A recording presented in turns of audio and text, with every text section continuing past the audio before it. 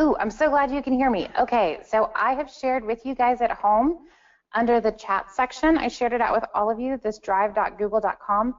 That is going to be a link where you can go to download the Michael Lewis marketing presentations that we're going to be using today. We're passing them out here in the classroom, so we'll get started in just a minute. We're having everyone download them off flash drives, but I wanted to give you guys a quick link just to save us some time so y'all can go in and download those if you want.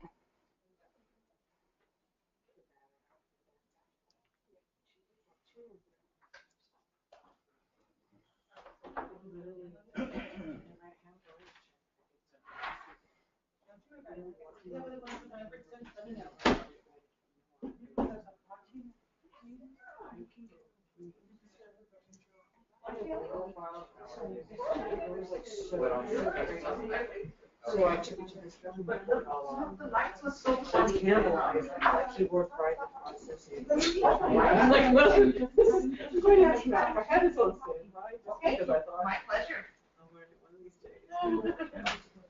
Anybody here has the file field? Yes. And if I just use these, I can just do a save as, just like in the okay, thank you. Oh, and I want to check school. It's kind of cool. It says that this, no, yes, I would love to use does it matter? No, I just. Okay, we close it. Okay. So you hung around with our girls today. We'll go back this year.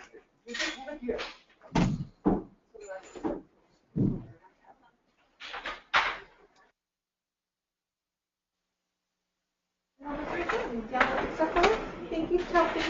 All right, did we all get the files downloaded? You guys are working on it? I think we may need to help Rachel get those. And then today, for the class, I'm actually going to be basing this off the modern listing presentation horizontal. And you're welcome to look through them and see which one suits you best. This is just my personal favorite. And it's easier to train on the horizontal one. And if you are not sure whether to choose horizontal or vertical, can y'all see me if I move? I guess I need to stay put. If you're not sure whether or not to choose horizontal or vertical, my advice is to go with the horizontal because it's more versatile. You can use it on web pages, you can use it as a flip thing, you can show it on your laptop, you can show it on your iPad, whereas that vertical one is really better for print. And it doesn't do double duty as well. In my opinion, the horizontal one is the one that does more double duty. It's the one that I would go with, especially if you're only going to have one of these.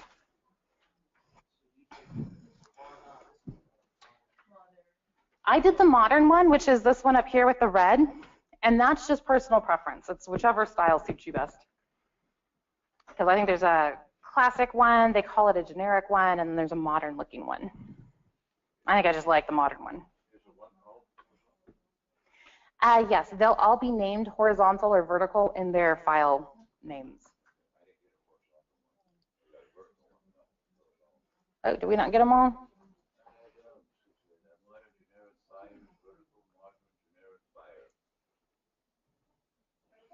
Yes, and in the file drop, we won't cover it today. It's the buyer consultation packet, and I wanted to make sure you had it as long as we were looking at these.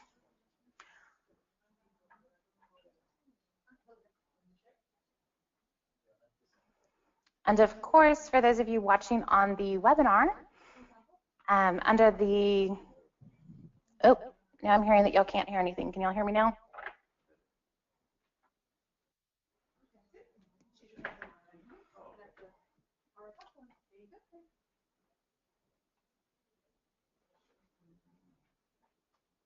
Let me pull my questions panel out.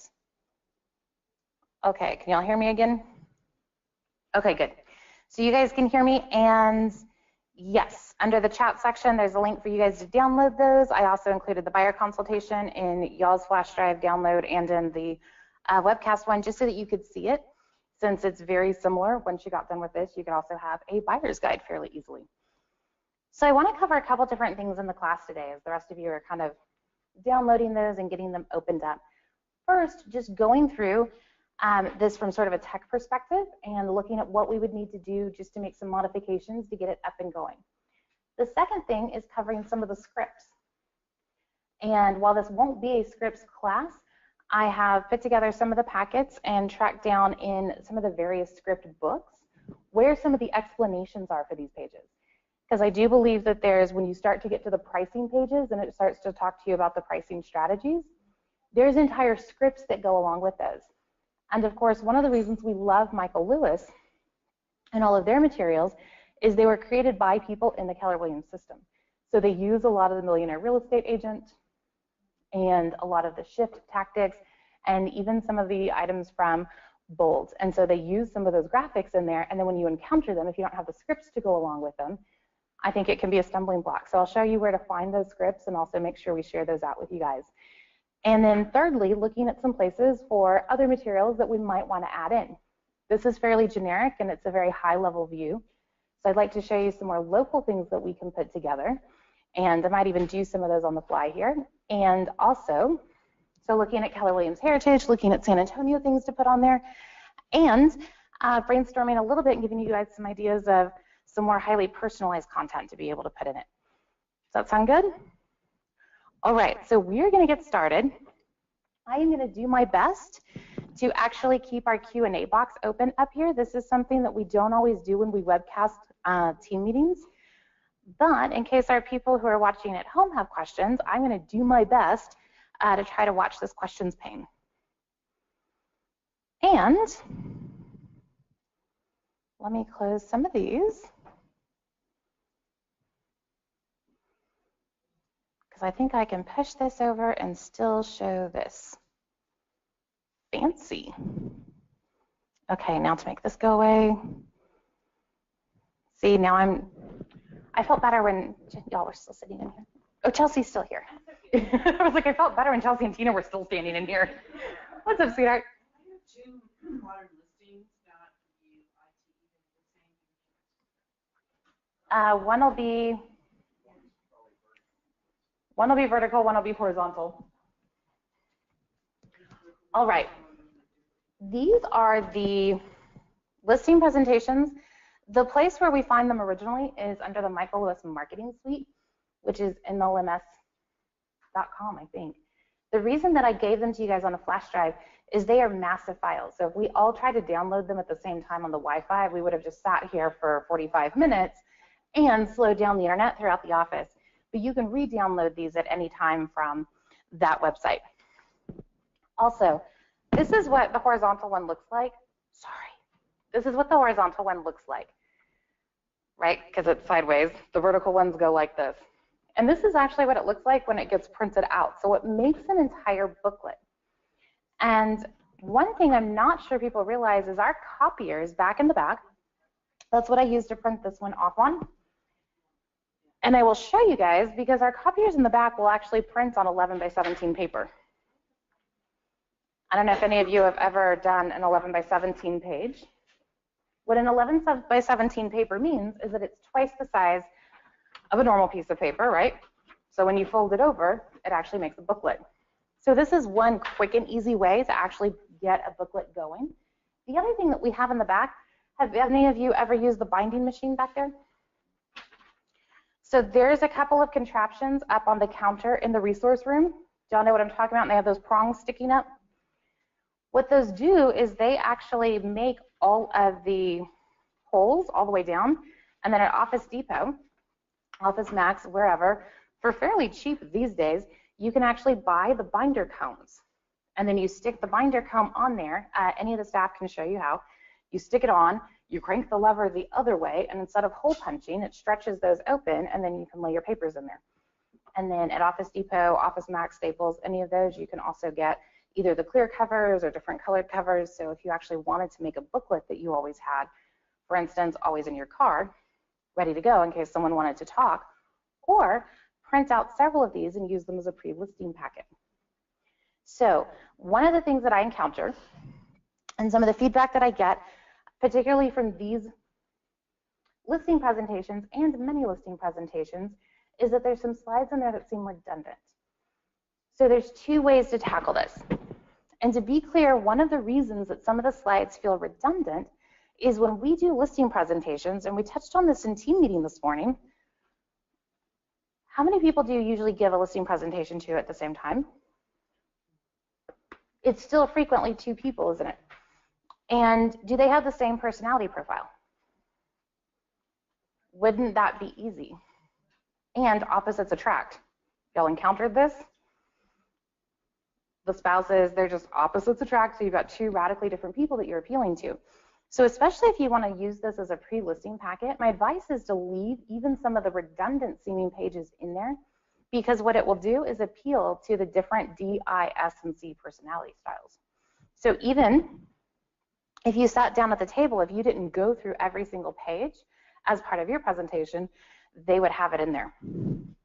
The other very cool thing that can be done with these, other than taking them, of course, as print media, you can put them on your laptop. I'll show you how to PDF them, which is actually very simple these days with PowerPoint. PDF them or put them on your iPad. And they actually show up really snazzy on the iPad. That way, again, as you're going through, sitting at the kitchen table or at a conference room table, wherever you're doing it, you actually have the beautiful graphics right there in front of you. And, of course, you can actually upload these as the PDFs into your Play Store websites that kw.com provides. And it looks really slick when it's done that way. In fact, I think we can even, say, I might have a sample to show you.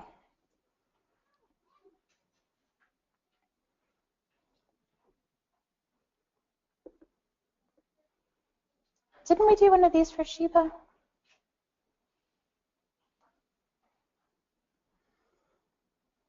Okay, I may have lied. I could have sworn we had put one of these up there. Okay, I will find a sample. I'll have to ask Chandler. So let's go ahead and get started and take a look at the first page on here. And let me move my little GoToMeeting thing out of the way. So of course, the first page is always going to be fairly generic, and it's going to talk about your marketing listing consultation. Some of the stuff that you'll find in here is actually these full, so don't do this, I'm just going to show you. It's all blocked together, which is one of the things I love about this. It's very difficult to mess these up. So this first page is pretty much going to be what it is. Now, let's say you loved everything about this presentation except for these pictures of these chairs. Under PowerPoint, you always have the option, see where it says Picture Tools and Format? Everyone knows how to crop, right? Literally, if you had a photo in front of you, you'd crop it by just chopping it with scissors, right? If any of y'all make collages or scrapbooking, or when I was young, what was really popular was those huge frames, and it had like a bunch of squares and rectangles and ovals, and you had to cut all the pictures just right to get them to pop through the windows. Okay, I know I'm not that old. Y'all remember those, right? Okay, that's not like, I was like, wait, how many years ago was that? All right, so same principle. Anytime we encounter photos inside of PowerPoint, it's basically like they're just popping through one of those windows. So when we say that we want to crop it, you can actually just grab these, and if you wanted to, you can actually crop out that entire photo and put in a different photo. I'm going to leave these be today because unless you've really taken some time to find some different photography, I wouldn't really worry about messing with some of these photos. And yet, a listing presentation is something that will evolve over time. Obviously, one of the great things that I love about Keller Williams is you get to be your own brand and you get to create your own brand. And at the same time, spending 6 months doing a listing presentation isn't very workable. So you get to have this basic that we will put together for you guys today. And over time, you'll keep adding to it so that it becomes a customized thing. And eventually, as you add to it, even just over the months, at the end of the year, you'll have something that looks radically different than what anyone else has. So don't let it stop you that you're thinking, oh, 50, 100 other people in the city are going to have one just like this, because you'll keep modifying it bit by bit. So this one says prepared for the exclusive use of, and the whole idea here is that you would put your client's name. So I'm going to say Sam and Sally, and I'm actually going to do this in all caps. For Sam and Sally Seller. This is pretty easy, right? And they're going to buy on 542 Deer Hollow. Except this is all going to be capitals too. Do y'all know why it's all in capitals? Because it looks fancy. I know, this is very scientific. So all caps just look a little bit more modern, and especially since we're doing the modern one. If the capitals bother you, you can always go through and change them. I'm gonna say Texas, I'm gonna say we're in 78248. Now down here, and this is sort of an extra bonus, down here they always have the generic KW Keller Williams logos. If you wanted to, you could go through and swap these out with the heritage logos. The easiest place to find the heritage logos is actually now on our MyKWH app. They are all in the MyKWH app, so you can actually download them in all of their files. We're doing another class, I don't think it's tomorrow, I think it's a week from Friday, just on the MyKWH app, if that's something that's been giving you fits or you feel like you haven't figured out all the intricacies of it. And the way that app really works, especially when we share out files, is they're all done through Google Drives. So you just go in, and then that way when you open it up as a Google Drive, you can save all of our logos. You also do not have to have the KW logo on every single page. So you could take these off. Some of you might have a group or team logo. You might have one person on your group or team, and you might still have a group or team logo. We do a lot of that. So if you did, you could always delete these. But what's actually easier than deleting, and let me just grab a sample photo here so that I can show you guys. I'm going to go to KW San Antonio.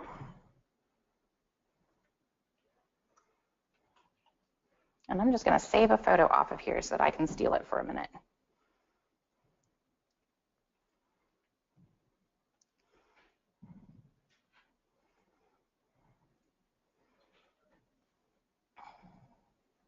That's pretty. Okay, Suzanne was the listing agent on that, so we'll give her credit because we're going to steal her photo for a second. And my photo went where?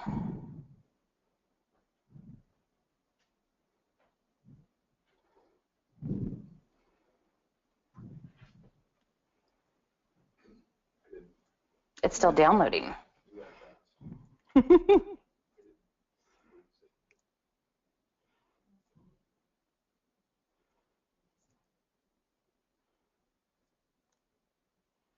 There we go.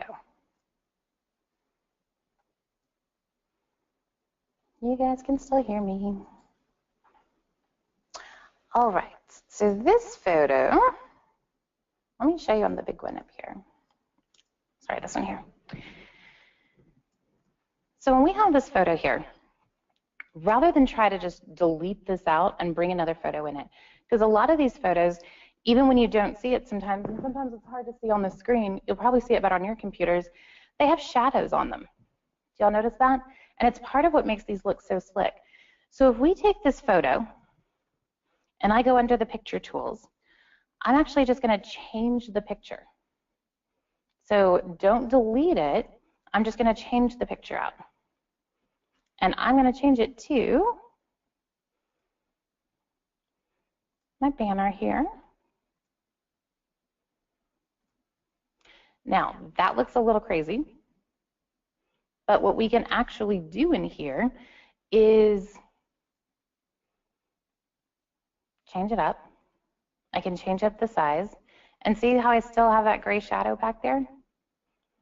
I'm just going to zhuzh this a little bit. And you can probably tell when it brings up those red lines, that's letting me know whether or not I still have it in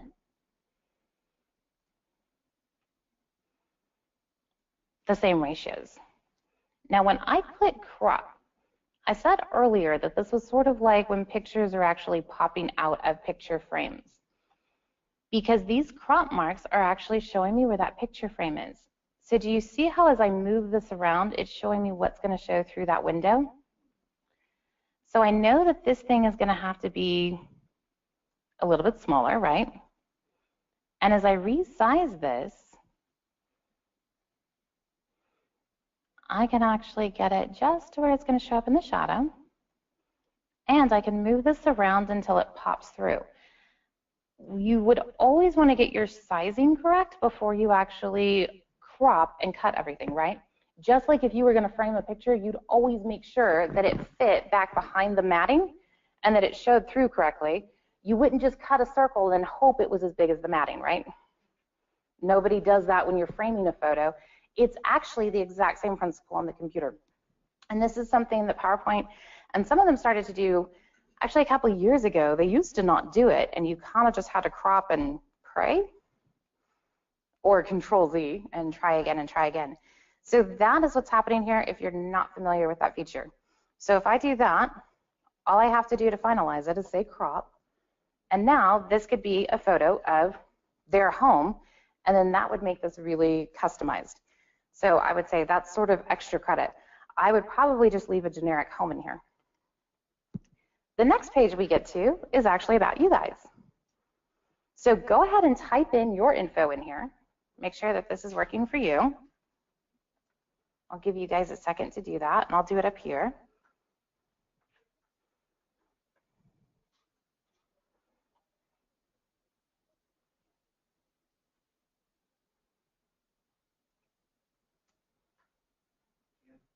Yes.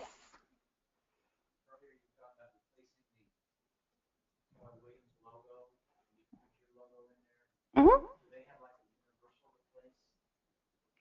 On this, it is not going to have one.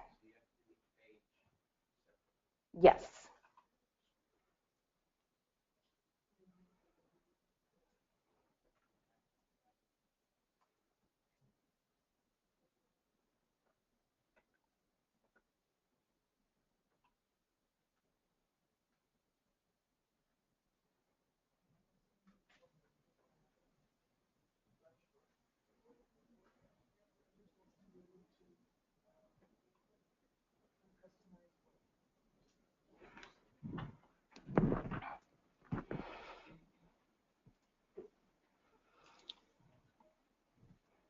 And let's see here.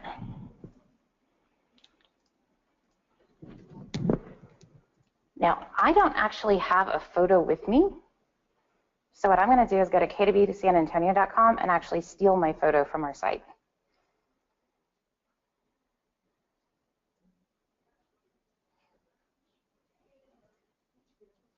I'm just going to right click and save and steal my own photo. It's not stealing because I have the rights to it. I just tend to be very bad about making sure that all my stuff is in my Google Drive and my Dropbox. Yes. So yes, you can steal your own photo. I wouldn't recommend stealing someone else's photo to put on your listing presentation.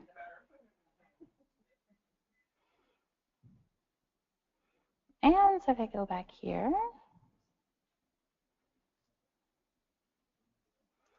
I'm going to do the same thing and actually just format. I'm going to change the picture.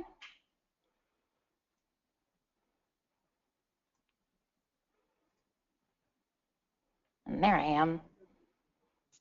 And that showed up kind of dark. But PowerPoint now has all these built in. Up here under color, I'm just going to go through and change them. So I can actually brighten the photo without playing with all the dials myself. Oh, we can even be purple. Fantastic. I have no clue when that would be useful, but if you find a time, let me know. So I'm going to do that. That one's a little brighter.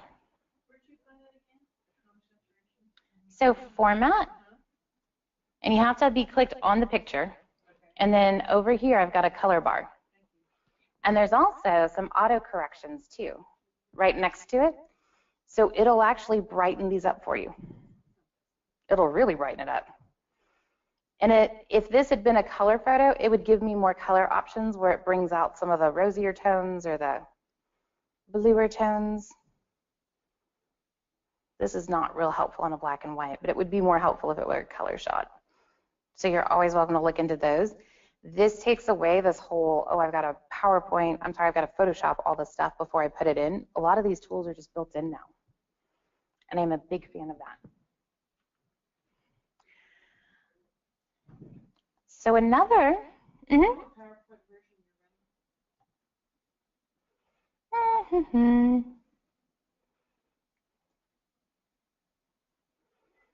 wow, it used to always say right under the help button.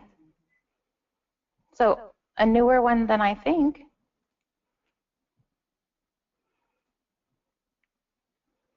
It used to always say, do y'all remember that?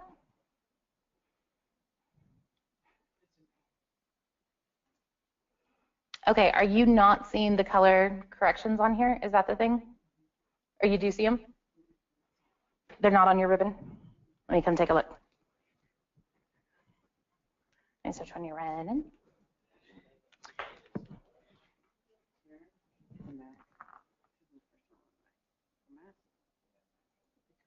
Huh?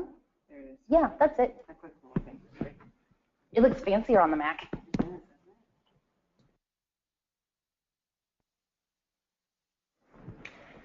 So one of the things that happens up here when I typed in the website is it turned blue and it underlined itself. Y'all see that? Okay, so I'm going to right click on it because that's not going to look pretty when we print it.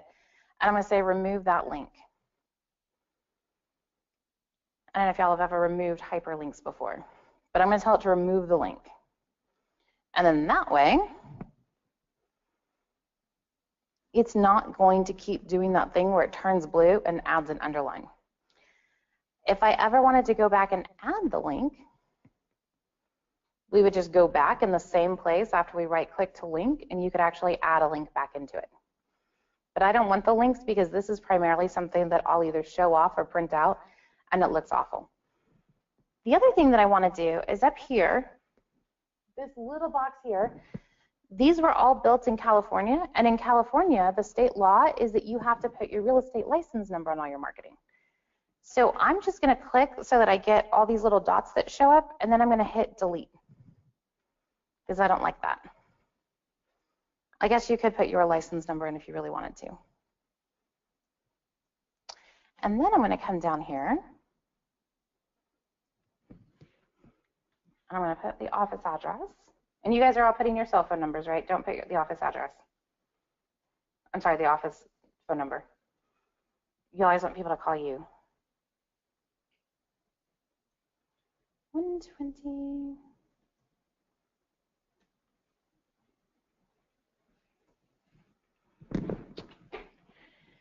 Now, I'm actually going to want to use this information a couple times. So what I will do, and there's a couple ways to do this. I'm going to scoop all these up. And the way that you scoop them up, you can't start inside the screen, otherwise you're going to grab this background. But what I want to do is I want to group these items together so that I can copy paste them onto different slides. So I'm going to draw a box big enough to grab them, but I'm going to start out here in the gray area so that I don't actually grab the background photo. Do y'all see that? And the way that we group these is, there's a couple ways to do it. We're going to right click, but the trick is you have to right click when you see the crosshairs. So if I see this thing, that doesn't work. And if I'm out here, I've got to grab the crosshairs, not the back and forth. And if I do that, it'll let me group these. Once I group them, they're going to show up as one group now. So then I can just click this entire box, copy, because when I come to the very next slide, see how it wants me to type all this info in again? I'm going to go in and grab it. I'm going to hit the delete button, and then I'm going to paste. And see how I have my nice box now? So any of the other pages that you wanted to use this on, now you could just grab it from one of these first pages and put the whole thing on there like a signature. I'm also, since I've typed this in all nice and neat, I'm going to copy it. And I'll share my keyboard shortcuts with you. I don't know if any of y'all still use keyboard shortcuts. I like them, especially when I'm working inside of some of these programs. Maybe not as much when I was younger, but the older I get, I feel like the smaller type has gotten. Even though I keep getting new glasses, things keep looking smaller on screens. So I'm just clicking in a box and I'm actually hitting Control A. That's a select all when it comes to type. And then I'm doing Control C, or of course you could right click and do a copy. And then when I come to this next page, I'm going to click in it. And if I want to delete everything at once, you can actually Control A, delete, and Control V. PC. Now, I'm also going to scooch this over just a little bit, because if you zoom in really close on this screen here, which is slide 4, where's my little zoom? Let's see if I can zoom in so y'all can see this.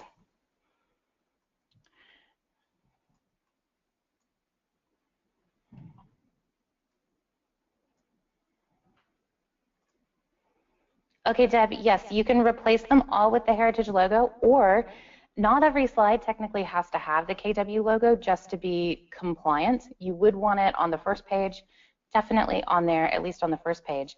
And then you could swap all these out for the Heritage logos.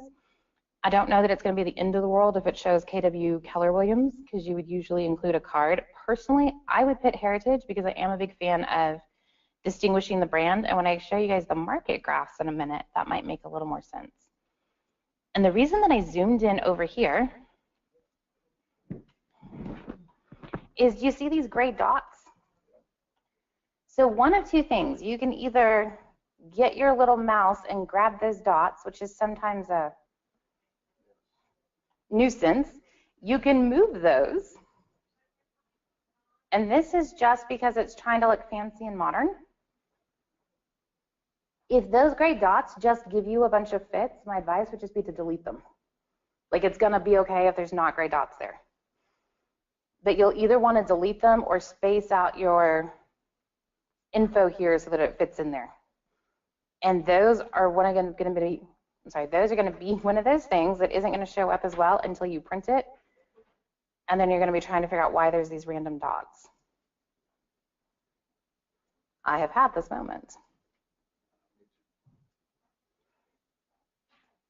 I don't know if I have enough info to write a book on how to do things the correct way, but I could certainly write many books on how not to do things. All right, and that's the same thing with that little turquoise dot there. So you could either add more information and stretch that out, or go back and remove the turquoise dot. This is, and see why I grouped these? Because this is actually going to show up. I'm going to copy this one more time, because on all 3 of these pages, it wants me to keep writing the same information, which is why I like to group and paste.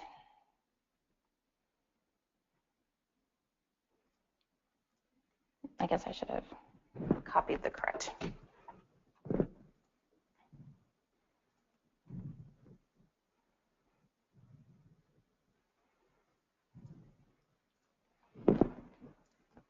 And I'm just going to copy my photo from here. I'll show my work and do copy.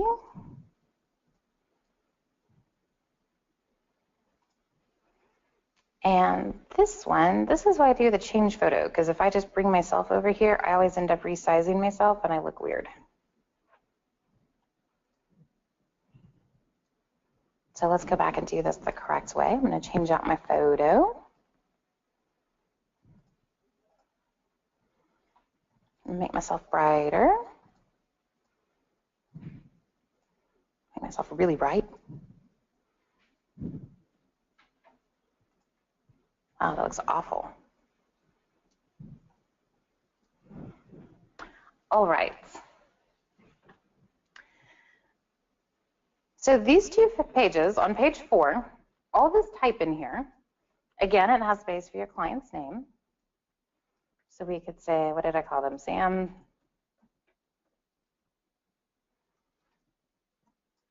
and Sally. seller. And you could put their address in. I'm just going to delete it out.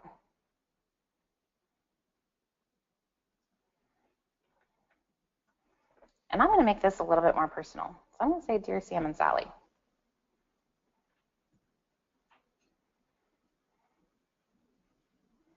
I'm going to scooch it down here. That way, this turns into a letter.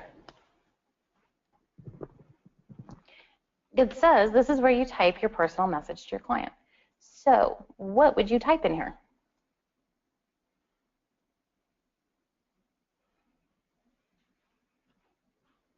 If this is going to be something that's a listing presentation that you're actively going through, I would actually delete this slide. And we talked about using this as a pre-listing package. One of my favorite quotes from Dave Jenks, who was one of the founders of the Keller Williams University, like all of the training system, is he always said, don't save your best stuff for the kitchen table. Use your best stuff to get to the kitchen table. So rather than saying, oh, I'm not going to let anyone see this until I actually get to the kitchen table, this is one of those tools that you're going to use to actually get there. So if I would use this as a pre-listing packet. When I first got started in real estate, we were all much younger.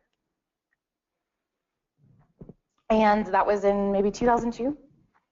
And I remember sitting in, I was a realtor, and Craig was actually doing a class where he was talking about his pre-listing package. And his pre-listing packet actually looked a lot like the listing packet. And he would have them dropped off the night before. And the crafty thing that he did is he would put them in FedEx envelopes, seal them up, fill out the slip, put the slip in the back, and then go drop them off in the middle of the night. So that way it looked like he had spoken to that person that day, and then first delivery overnighted in a FedEx package for their front doorstep. Because what do people do with mail now? How many of you check your mail every day? It's December. I've been to the post office 4 times this year to get my mail turned back on. That's how often I check my mail. And I'm not the only one. And I stand in line with people of all ages. So mail has become something that we don't check every day. It's not a priority. Once upon a time, checking the mail every day to see if there were important bills or letters from people that you actually knew in there was a big deal, but it's not anymore. So now if you opened your door, or even if you were driving down the driveway and saw a FedEx package on your doorstep, would you stop and check it out? It's radically different. So he would do that so that people would actually get it. These days, you can also email it. And because so many people email them, the more people do things digitally, the more value print has in very specific ways. So on the one hand, I don't think it has as much value in terms of all the mail that everyone gets. And if you mailed it, I'm not sure someone would open it or remember to go check the mail and even get it before you showed up for the listing presentation. And we don't usually schedule listing presentations far out, right? You're not like, oh yeah, we'll meet in 3 weeks. You're usually closing for that appointment. Even if they're not going to list it right away, you want to get in and get it signed. So I would still actually recommend Craig's crazy old trick, or even just dropping it off in a personalized envelope. And he would actually, he had different staff. Craig was always great at, and still is great at leverage, obviously. So this is, and I will tell you, when I was a teenager, my mom was a realtor, so if I wanted to do certain things in life, I got to get in my car and drop off open house signs and listing packets and everything else. So I'm not above telling you guys to use your kids for child labor either, I suppose. You know what? I turned out fine. It's going to be okay. So if I was using this for a pre-listing packet and you wanted to go the extra mile, this is where I would actually write something personal. And if you're going to take time to write a personal message in here, I would go ahead and make it personal. Like, thank you so much for taking the time to speak with me earlier today, and then drop in personal things. Don't make this generic. If you're going to make this one generic, I would just leave it off. Because there's other pages where we're going to put some generic stuff. So if you're actually going to write them a letter, make it personal. We are so adept now. I mean, think about just scrolling through your Facebook feed.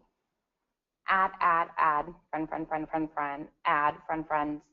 Do you know that process where now you can pick up on which ones are sponsored content and which photos were posted by a business versus which photos were posted by people that you actually know. There's a quality difference, and we're very good at spotting it. We're very good at spotting what's canned and what's not. Now this next page, Mr. Christopher Smith, I'll hit my name. Oh, I'm having an identity crisis. My photo is labeled with my other name. So now I have both names on here. That's okay. So I'm just going to say about me.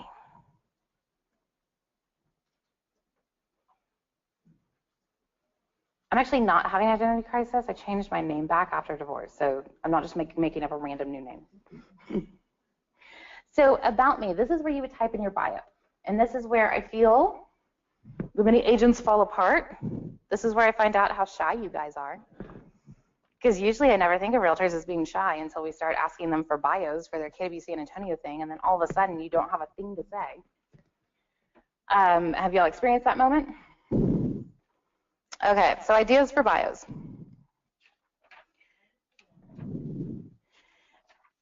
And here's the thing, I do get it. When I first got into real estate, I think my biggest accomplishment at the time was I graduated high school, which is not really, in terms of professional achievements, like that's supposed to be like the lowest possible bar, right? Like, went to some college classes, didn't go well. I mean, what was I gonna put in this bio? Turns out ADD, sorry. So things to put in your bio. Number of years that you've been in the business, number of years that you've been in San Antonio. Remember, why do people use you? Your knowledge of San Antonio, and this is the thing we always come up with. Do people use you because you're with Keller Williams or because you're you?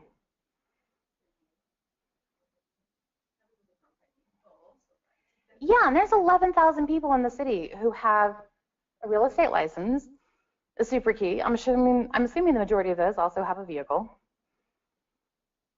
That's a lot of people running around. So what is it that makes you so completely different?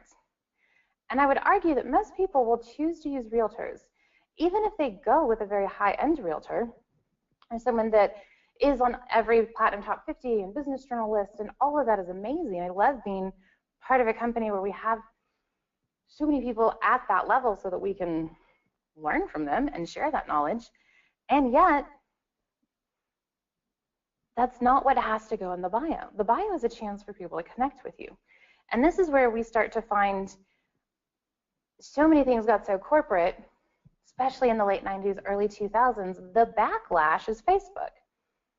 The backlash is Snapchat. The backlash is that now people are 7 times more likely to use someone based on positive reviews on their website. Reviews that they want generated by other buyers, by other people who have used that product. Have you guys done the reviews on Amazon? Have you ever gone through those? And we weight those more now than we would have, what was it? Used to, if you're going to buy a major appliance, you always looked at, what was it, the Consumer Report? Yeah, it was Consumer Reports. And now we don't go to as many things like that for reviews. You want actual peer reviews. So peer reviews are huge. So in the About Me, do not worry about sounding like the most overhyped, highest selling. What you really want in the bio is to sound like you, to sound authentic, and to sound like you care. This is where you can talk about what you specialize in. If you specialize in residential, say that you specialize in residential. Don't say, I don't do commercial. And my broker said I couldn't do property management. No, that you specialize in residential. If you specialize in helping families find homes, put that. Sometimes I think we get caught up in the brokerage and seem like, oh, well, I didn't branch out into this. I don't have, you know, an ESO team. I'm not in 5 states. I haven't sold 90,000 homes this year. Like, it's okay. People want to work with you because of who you are. If you have kids and they went to a high school in town, put that in there. Your alma mater. If you went to college, if your kids are going to certain colleges, it's what people identify with you. All that needs to be in here, if you want to list professional accomplishments, please do so. And in the absence of that, treat this as a bio where you also get to make a commitment statement. And your commitment is what's going to set you apart from other realtors. And this is where your commitment doesn't necessarily need to be, I will sell 1,000 homes this year. Because most of your clients won't care whether or not you service 999 other people. What they want to know is how you're going to take care of them. So what is it that you will do better than any other agent? What will be your claim to fame?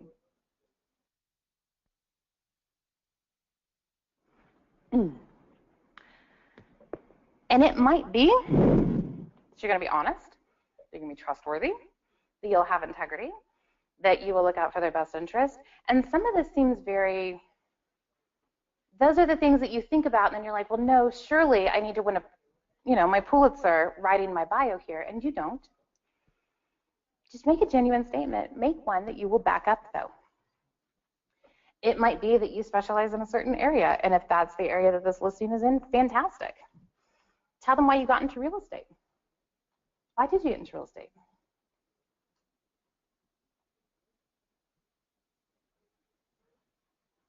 Because presumably most of you had some sort of notion that you would make money in real estate, right? But what did you want the money for? And why did you choose real estate to make the money? Honestly, there were easier ways to make money. This was not the easiest job to choose to make money at. It has a lot of perks and a lot of freedom, and you get to build your own business, and there were easier ways to actually get your hands on cash in terms of jobs. If you really come to a blank, an author that I've grown to love over the last couple of years, her name is Sally Hogshead. She has a book called How to Fascinate. And if you are ever stumped, I definitely recommend checking it out. Also, Sally Hogshead has a website, and you can actually take the fascination quiz. And her whole take on this, and she has done marketing and social media for some pretty famous brands like Disney and Apple, Jägermeister. Sally Hogshead. Hogshead. Like the head of a hog, hog's head.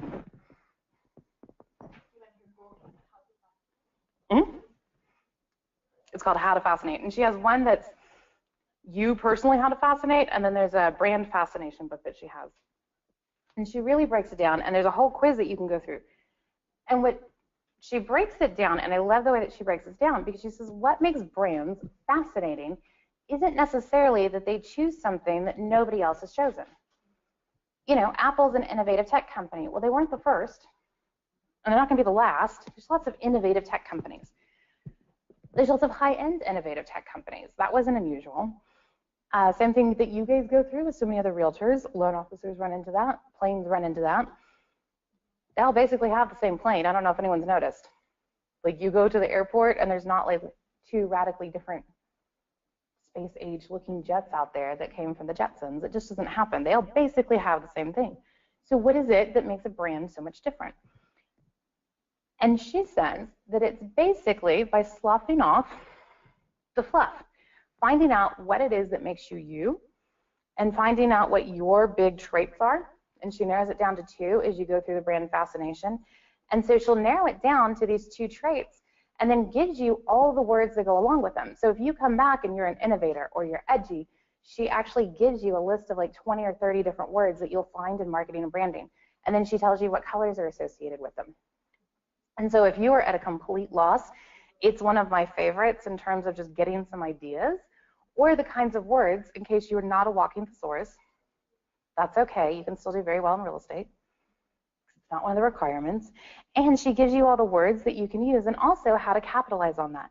And the words that, you know, the different areas that come back, it's innovation, it's integrity, it's personal commitment. These are things that we hear all the time. And yet, when we sit down to write our bio, we start to second guess ourselves and say, well, that's not good enough.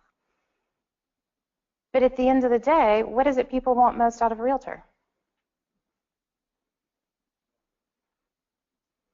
You always have to have 3 green lights before someone will work with you.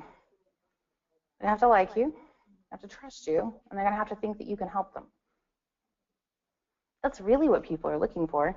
So treat your bio as the answer to those questions, And you know what? If you want to put a list of all your professional accolades and your PT50s and your San Antonio Business Journal list, all of those are amazing. I'd actually do it on a separate page and list all of those because those are great CV and great resumes builders. And if you don't have those, please don't think that they're necessary or that you should delete your bio page.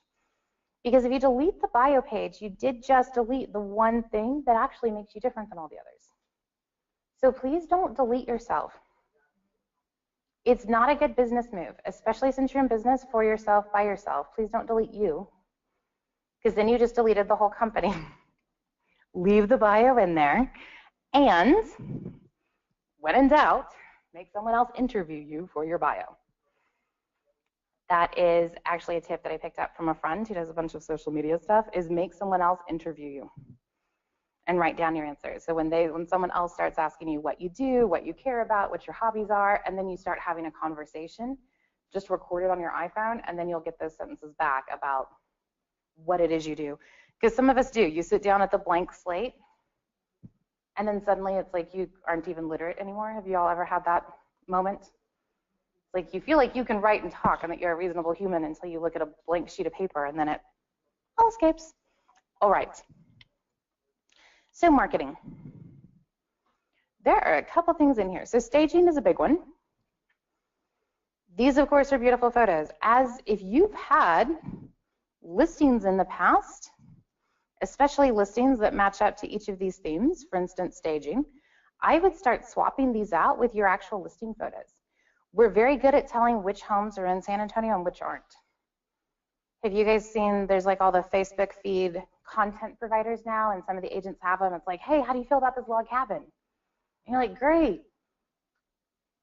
It's 3 states over, but I'm sure it's cute because it doesn't feel very San Antonio. We know our architecture. We went through this with KW San Antonio trying to find all the stock photography for it, and you go through all these photos and you're like, no, that looks like Chicago, that looks like Illinois, that looks like California. And California stucco is different than Texas stucco. Don't know why, but it apparently is. So start swapping these out if you do have prior photos. I believe that everybody's got staging under control, right? What's the whole idea behind staging?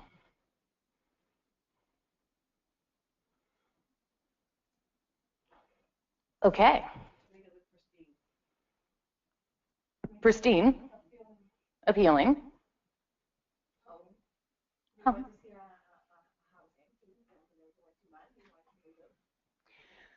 The reason we stage is so that you disassociate the current family from the home, so that buyers can imagine themselves as having this as their home. It's hard when you go into a friend's house and you see all the pictures of them and their kids, and there's so much personality that comes through in homes, especially homes that have been well lived in by kids. You get a whole idea of the family, their pace of life, how many sports and extracurriculars there are, how much time they spend at home. You pick up on these as you go through it, and you will at the listing presentation. The whole idea behind staging is to remove a lot of that out of there so that it seems, yes, pristine, yes, as big as possible, right, as airy, as open as possible, so that it's appealing, and it's to wipe the slate clean enough that it still looks like a home, and yet someone else could imagine themselves having it as their home, instead of feeling like you're standing in a friend's house. The most important rooms to stage. Do y'all know these? What order you go in? Kitchen.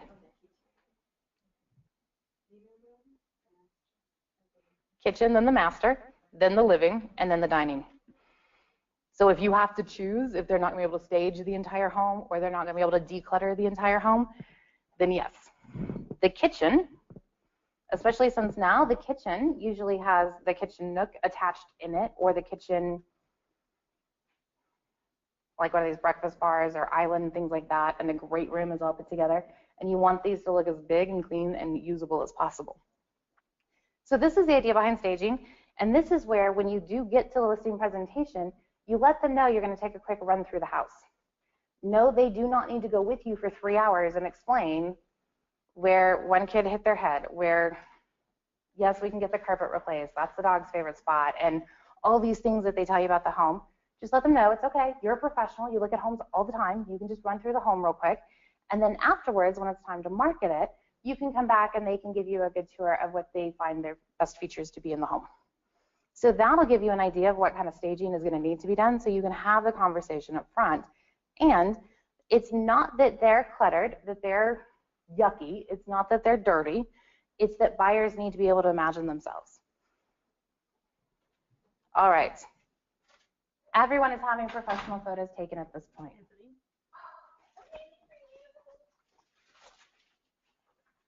Diet Coke with vanilla. I know, but it's my favorite and they love me. I feel very loved. Okay, everyone's having professional photos taken at this point, right? Okay, please.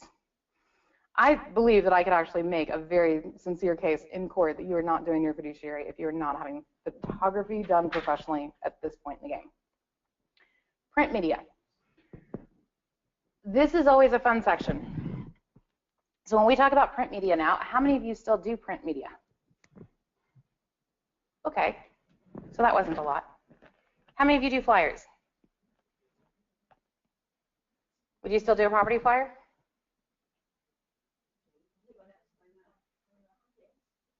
I recommend people still do property flyers. Maybe everyone's kind of like, oh God, is she going to tell us to stop using paper? I would still do property flyers. I think it's crazy not to do them, especially because once you do it, you can email it. You can use it as a PDF. There's still things that can be done instead of just printing it. Would I guarantee, like I did once upon a time, that there would always be 50 fresh flyers in a flyer box outside the home? Maybe not. That's probably a distinction I would make. Now, a lot of us do not do print media. We were talking this morning about the mysa.com and how all the open houses go on there now. And there's actually a small fee associated with it, and it's less than we used to pay 15 years ago just to get it into the paper. I mean, we would pay $50, $60 a weekend to run open house ads in the paper. I certainly wouldn't do that sort of thing anymore. So if you want to delete the print media page, I wouldn't worry too much about trying to change some of these. If you don't do it, then just take it out. I do love this property flyer page.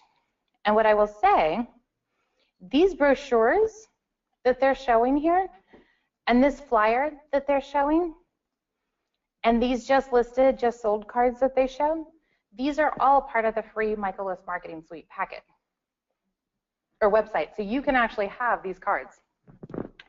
One thing that I would do, and I would consider, is that even if you're not going to do just listed, just sold cards, and I believe that's a listing by listing, I don't know that I would do just listed, just sold cards if I took, you know, $110,000 listing as a favor in a neighborhood that I don't normally work, right? Y'all had that moment? So maybe I'm not going to blanket the neighborhood because it's not part of my target. And what you can still do is these just listed cards, you can do them up in Michael Lewis and then don't pay to have them printed and don't print them. Save the images. Michael Lewis lets you do that, and then you can post them on Facebook. So even if you're not going to do print media, and you can have the conversation with your seller that print media has become less effective, and so we have moved our focus to online marketing and social media marketing. So what I'd like to do is provide you with some tools so you can actually help market it. Is that something you'd be interested in? So you put together these, you post them to your Facebook, and then have your seller share it out from your Facebook, because then what happens? Right, you just got them to free market you and their property, and they're excited about it. Most people are excited when they're selling their home because they're about to buy a... Can you use pictures of a house being constructed on your Facebook? Of a home being constructed? In the building, without using a name. I would get the builder's permission. And builders will sometimes let us use it. Sometimes they have exclusive marketing listing agreements, though, with agents. And so you've always got to check with the builder, because some builders do use realtors to actually list their properties in the MLS. And in that case, I think you'd be crossing signs. To be positive, you'd be crossing signs. So you never... That light is so bright. They changed out the light bulbs a week ago. I'm just going to have a moment of honesty. If I look like kind of like I'm peering at you, that's why. So, wow, that's even worse. The just listed cards, yes. So if you, there's nothing wrong with the actual construction. I would get builder permission for it. even if it's not an actual listing agreement, I would get something in writing from a rep at the builder saying that it was okay to put it. And some homeowners won't like that if it's not a spec house, it's a custom home. Right. It's the actual listing agreement. Like, we don't get to just put pictures of houses out there because we're realtors. The listing agreement is what grants you the contractual right to do that. To actually use the pictures, to market the home, to market the property. So if you don't have a listing agreement, at best, you're a nuisance. At worst, you have people sending cease and desist letters. Also, you can't steal other realtors' photos. Those fall under copyright law. So if you want to use someone else's listing, and there are agents who will absolutely allow you to send out just sold cards on their behalf. Lots of people love free marketing. And what it is we have agents who sell listings that are also, they have clearly defined target areas. And then sometimes we take the listing outside the target area if it's not in the target area. For instance, if you've done an open house a couple times on a listing, absolutely talk with the listing agents, and especially if it's not in their market area or their target area, you can technically, according to Trek, market any of the Keller Williams listings or Keller Williams Heritage, because those are under the same broker. What you do need is the other KW agent's permission so that you're not stepping on toes. You wouldn't be super thrilled if you just took your, fanciest listing ever and then saw other people sending out postcards and everything about it, and people that were seeing these postcards. That's not cool. And we have so many listings, I do not think that you will have any trouble finding listings to market if what you want to do is market people's listings. So these just listed. I would leave this in here even if you're not going to do them as print postcards, and use it as this is a social media opportunity that we actually have now. You can put on Instagram, your Pinterest, or your Snap, whatever it is they're on, so that they can help advertise the property. So let me ask a question on that. Mm-hmm. I go into MLMS here, Mm-hmm. and I pull up one of the just listed postcards. Mm-hmm. I futz around with it, get the new house on there. Mm-hmm. I screenshot it, or I download a PDF. It has a download feature. Okay. Anytime you go I to, remember that. yes, it actually has a download feature. Do not do a screenshot Right. because it's not going to come out quite right. Yeah, but if it's going into a Facebook post, Then it's probably fine, yeah. And you can download it as a PNG, and it's good to go. and anyway, then I give that to my client and ask them to post that on their Facebook. Now you post it to your Facebook. I post it to my Facebook. Yes, you'll post it onto your business page if you have a business page. And then I have my client do what? Like and share? Yes, and you can actually share it to them in a link through Facebook. Or you can just send them a text like, hey, it's on my Facebook, go ahead and share it out. And then they'll share it out, and then all of their friends see it. Right, because if you post a business post to your business page, absolutely no one in the world sees it unless you pay. That is completely a pay-to-play game now. It wasn't, and this is a very recent development. Facebook let us know that this was coming, and yes, it rolled out. So no one sees it unless you get people to share your things out, or if you boost it and you pay. So you can definitely pay to play that game, and you might absolutely want to do that, and just getting them to share it out, because your Facebook then has all your branding, and so everybody gets to see you. And if there's price changes or any updates, anything like that, and once people's homes are clean and they've got the beautiful photos taken, that's when they do want to share. Also, they're like, look, I've actually been living in a fairly nice home. It didn't look like it when I was living there, but now that we've moved out, it's fantastic. Now that the realtor's gotten done with it, $600 in make-readies and... Hey, I also picked up a trick the other day. Sure. I'm sure you know this, but maybe not everyone else. You're looking just for 3 pictures. You don't have to worry about it. You go onto Google. You can search images for, like, say, houses or suburban houses, log cabins, whatever. And then click images. And a whole bunch of images will come up for all kinds of things. 9 out of 10 of those you can't use. But if you click on tools up under the how to search for these pictures, you'll see them. you can say images that, you can select images that are free to reuse. And you can use any of those images you want. Okay, so what he's saying is if we Google houses, and then we go to images, ooh, try not to knock my microphone here. So I'm going to say I want photos. And what we want here, so not that it's not filtered, we want things that we can actually reuse. Yeah. And then you'll come up with all the Lennar pictures and stuff like that. Okay? So Pexels, and this is one of the ones that came up, P-E-X-E-L-S. I'm actually going to open that. I have those two pictures on my website. Yes, and Pexels is free stock photography. Yeah. And what they're bringing up is that you go through and you make sure that you're looking for ones licensed for you to reuse.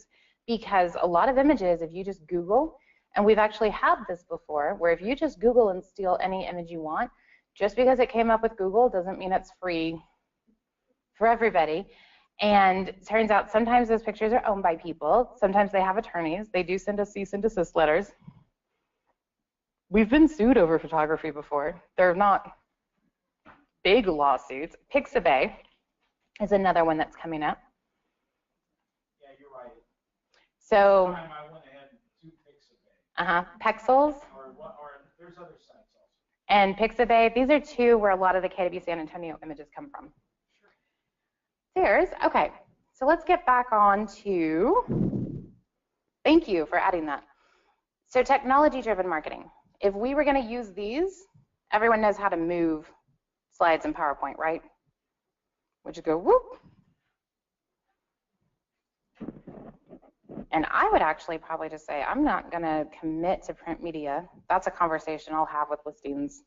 It depends on your price point, and it depends on what you do routinely. Because whatever you commit to in here, you got to turn around and do. This doesn't work well if you just make promises you're not going to keep. All right, so then it gets into internet marketing. Are you guys familiar with this? That sounds so peaceful. All of my ringers are like jarring. Okay, so internet marketing. What this slide is doing is, you know, when you put things into the MLS and then all of a sudden they show up on 3,000 websites? You'll notice that? And then you go back and you Google your listing and then your listing on KW.com shows up on like page 7. You're like, wait a minute. These are all the different websites now. When you put something into the MLS, Keller Williams picks it up, the KW listing system, and Keller Williams then syndicates it out to all of these. Whether or not Keller Williams did that, it would still syndicate out, get pushed out to all these sites. Keller Williams went in proactively and actually made some agreements with some of these companies so that at least our listing agent information shows up on there, which is huge. So in a lot of these, we actually have better placement and better signage on the actual websites. This is just showing some of the top websites and where their listings are going to show up. And their property gets marketed online 24/7, obviously, and it goes through more than 350. There's so many of these sites now, they don't all fit. So these are some of the biggest, and then it tells you here that there's more than 350. So that's what that slide is about. This slide here is so that if you wanted to do your website. So the best thing to do on here, because this is actually going to be a fairly small image, is we can actually go and let's do one of the KW sites. So I'm going to the KW site and I want to take a screenshot of this. There's two ways to do that. One is to do, in Windows, you always have a snipping tool. I don't know if maybe y'all have ever played with this. So I can say new. And then I can go in and grab whatever it is I want to grab on the page. Voila. And then this will actually let me copy it. It'll also let you write on it. That's not helpful here. So I could copy it. Now also what I might want to do, if I have some stuff behind the scroll bar, I'm hitting Control and minus, which is the zoom button. Did y'all know that? Control plus is the other zoom button. So if you control minus in too far and can't see it anymore, then you control plus. Or there's a little magnifying glass here that you can actually do it manually. On Chrome, on Explorer, I think it's down here somewhere. So if I wanted more of this, so that I wanted more real estate, I could actually zoom out a little bit and grab it if you want. Depends on what the front page of your site looks like. So I can snip it. The other thing you can actually do is print screen. Once upon a time, if you hit that button, a dot matrix printer actually started making noise at you. Now it's mostly a screenshot copy.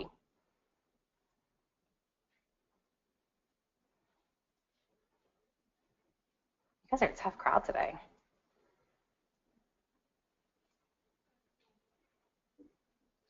So now that I've got my screenshot though, I have all this extra fluff on here. So you just go back into format. I can crop it. So I'm going to crop this down.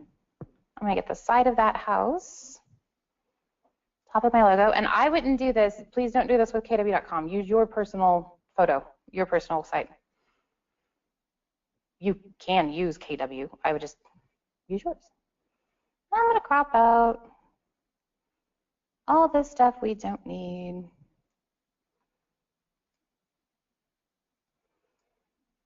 And I'm going to make it smaller. And now it's too small. So I'm going to bring it back up. One of the things that you're going to want to do is do not crop it back into a square. Because when you have a monitor now, what do all monitors look like?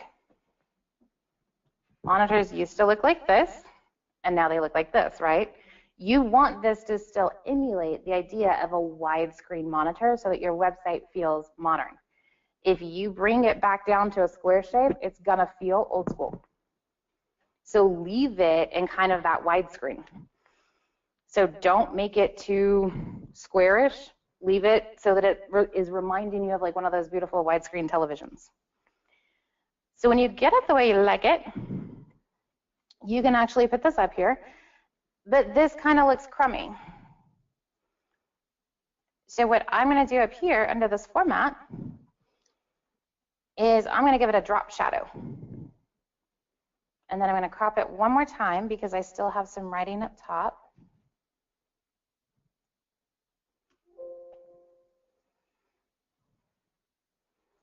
Okay, do you see my drop shadow? So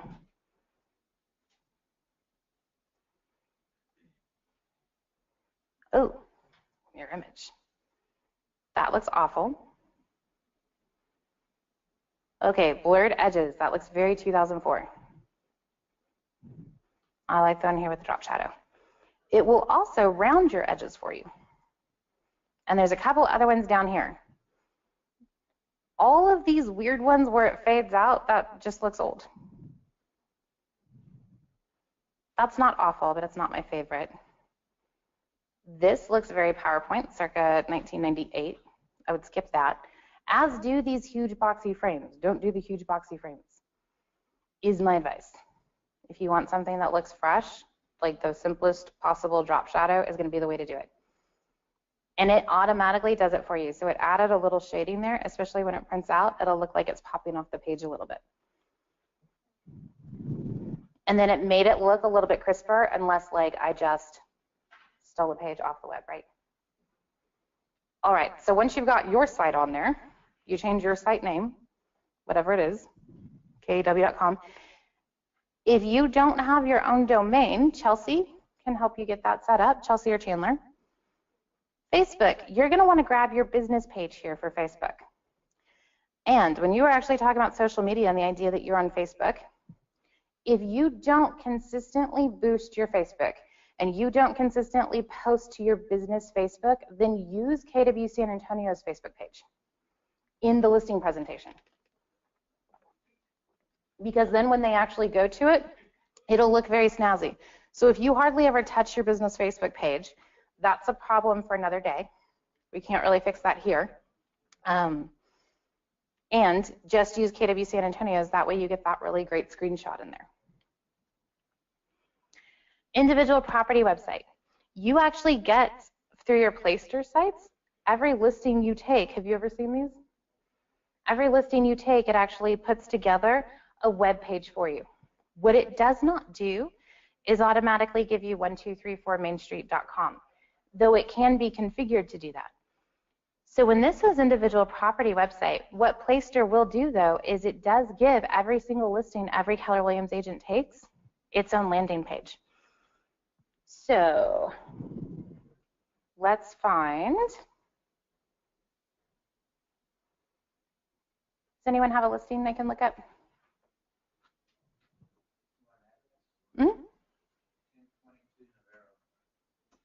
1022.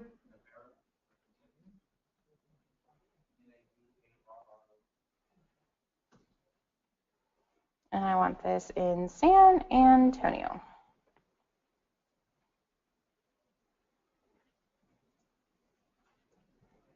It didn't like that. Texas. Let's narrow it down.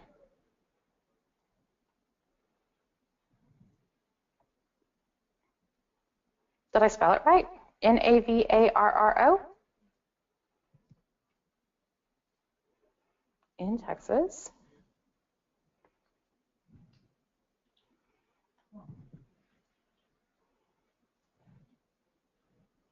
What's your website? Is your website through KW?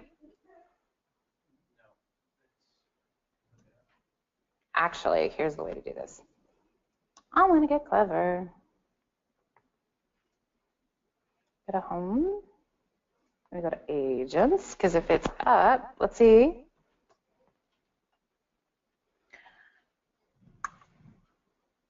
Fancy, fancy.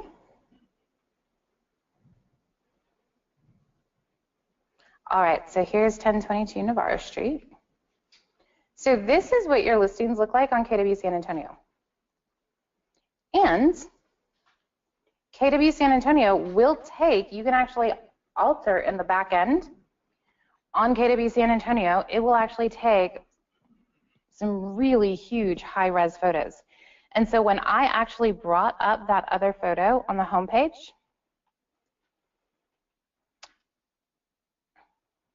see that photography? It doesn't look as beautiful on the projector screen, and yet on your computers it should look much nicer. On phones it usually looks fantastic. The featured properties and the way people get to be one of the featured properties is actually they just choose the pictures, the listings with the prettiest pictures. So these are going to be those really high-res, wide screenshots, and it's what most of your photographers take. And then for years we had to get the photographers to reduce the size, right? So then when the size was reduced, you could finally put it on the MLS. Well, the MLS will take high-res photos now. So you don't have to reduce them. And the more people are putting those high-res photos, the worse the other photos are going to start to look. Not necessarily the, you're going to start to really see very clearly which realtors were running around with their iPad taking photos. It's going to start to look really bad really quickly. And I just want to give you guys a heads up that if you want to on KW San Antonio, and especially when you're doing your listing presentation, if you've got a listing, I would go and throw all the high-res photos in there, because especially when you pull it up, the only difference between this one and Donald's, this isn't showing up this way because it was a featured property. It's showing up because this photography was widescreen. And so the website will actually automatically knows what kind of photography was on it. So this is scrolling through these photos this way. And this is the screenshot that I would want to capture to then use in my listing presentation. Do y'all see what I'm saying? It's kind of like where any of you at team meeting this morning, it was like the open house, the featured listing, at least do one, get the screenshots, and then be able to use it in your listing presentation in the future. And I think that if you try doing it the first time, you'll keep doing it. And this home, do you see how big it looks? The widescreen photography. So this is 2,300 square feet. You guys have seen a lot of 2,500 square foot homes, right? The widescreen photography just makes them look bigger and more spacious. Look at that. We all need to move to New Braunfels. All right, so that's what the photos look like. And then here, all of ours, when they go into listings.kwsanantonio.com, and it's showing you the MLS, within the next month or two, it'll actually be the address. And so you can actually use the KW San Antonio screen if you wanted to, especially if you did those featured listings. And then if we go back to kw.com,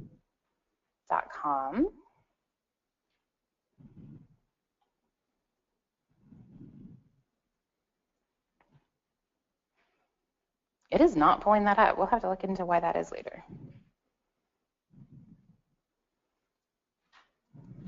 Let's just say I want anything.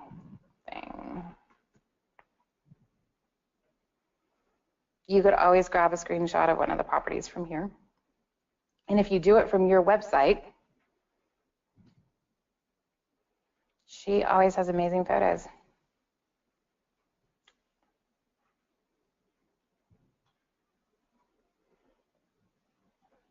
Okay. Actually, did I read that right?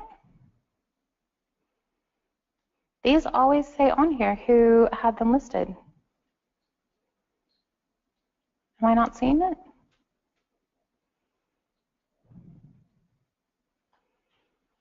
I could have sworn I'd just seen it.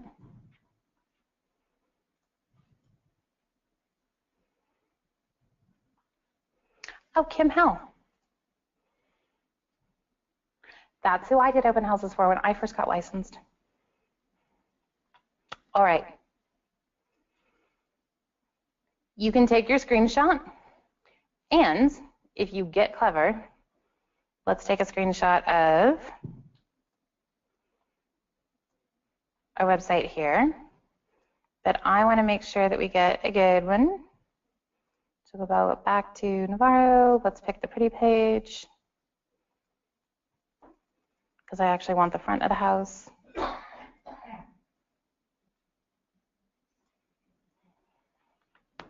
Where'd the front of the house go? Oh, that's why. There's the pool. Okay. And I'm going to zoom out just a little bit. And then I'm going to print screen this so I get the whole thing. And I'm going to come over here. And I'm not going to change this picture out. Instead, I'm just going to paste this picture on top. And I'm going to crop some of the stuff that I know that I don't need. For KW San Antonio, come down here, crop some of this.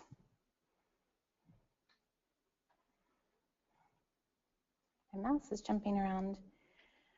And then I'm going to overlay it on top of that little iPad.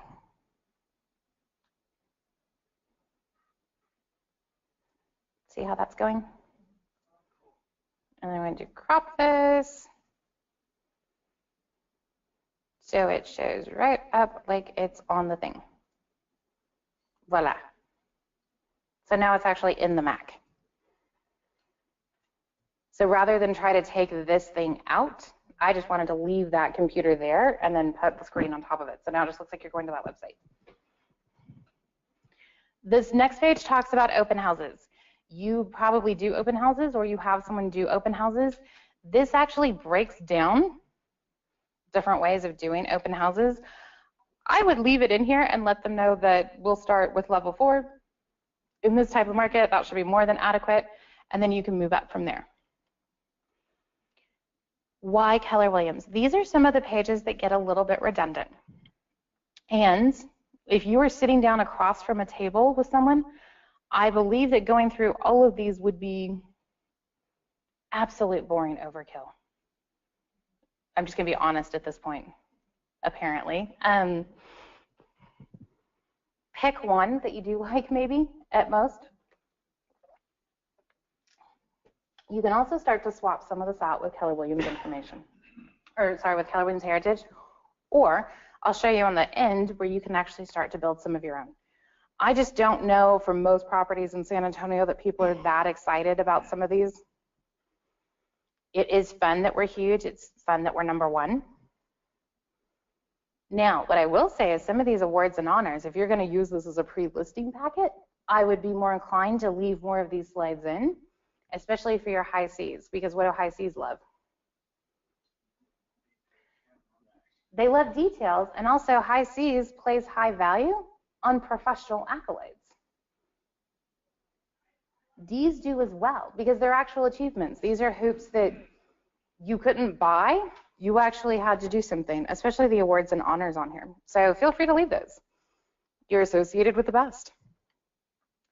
Market statistics. These are some market stats that Michael Lewis put together.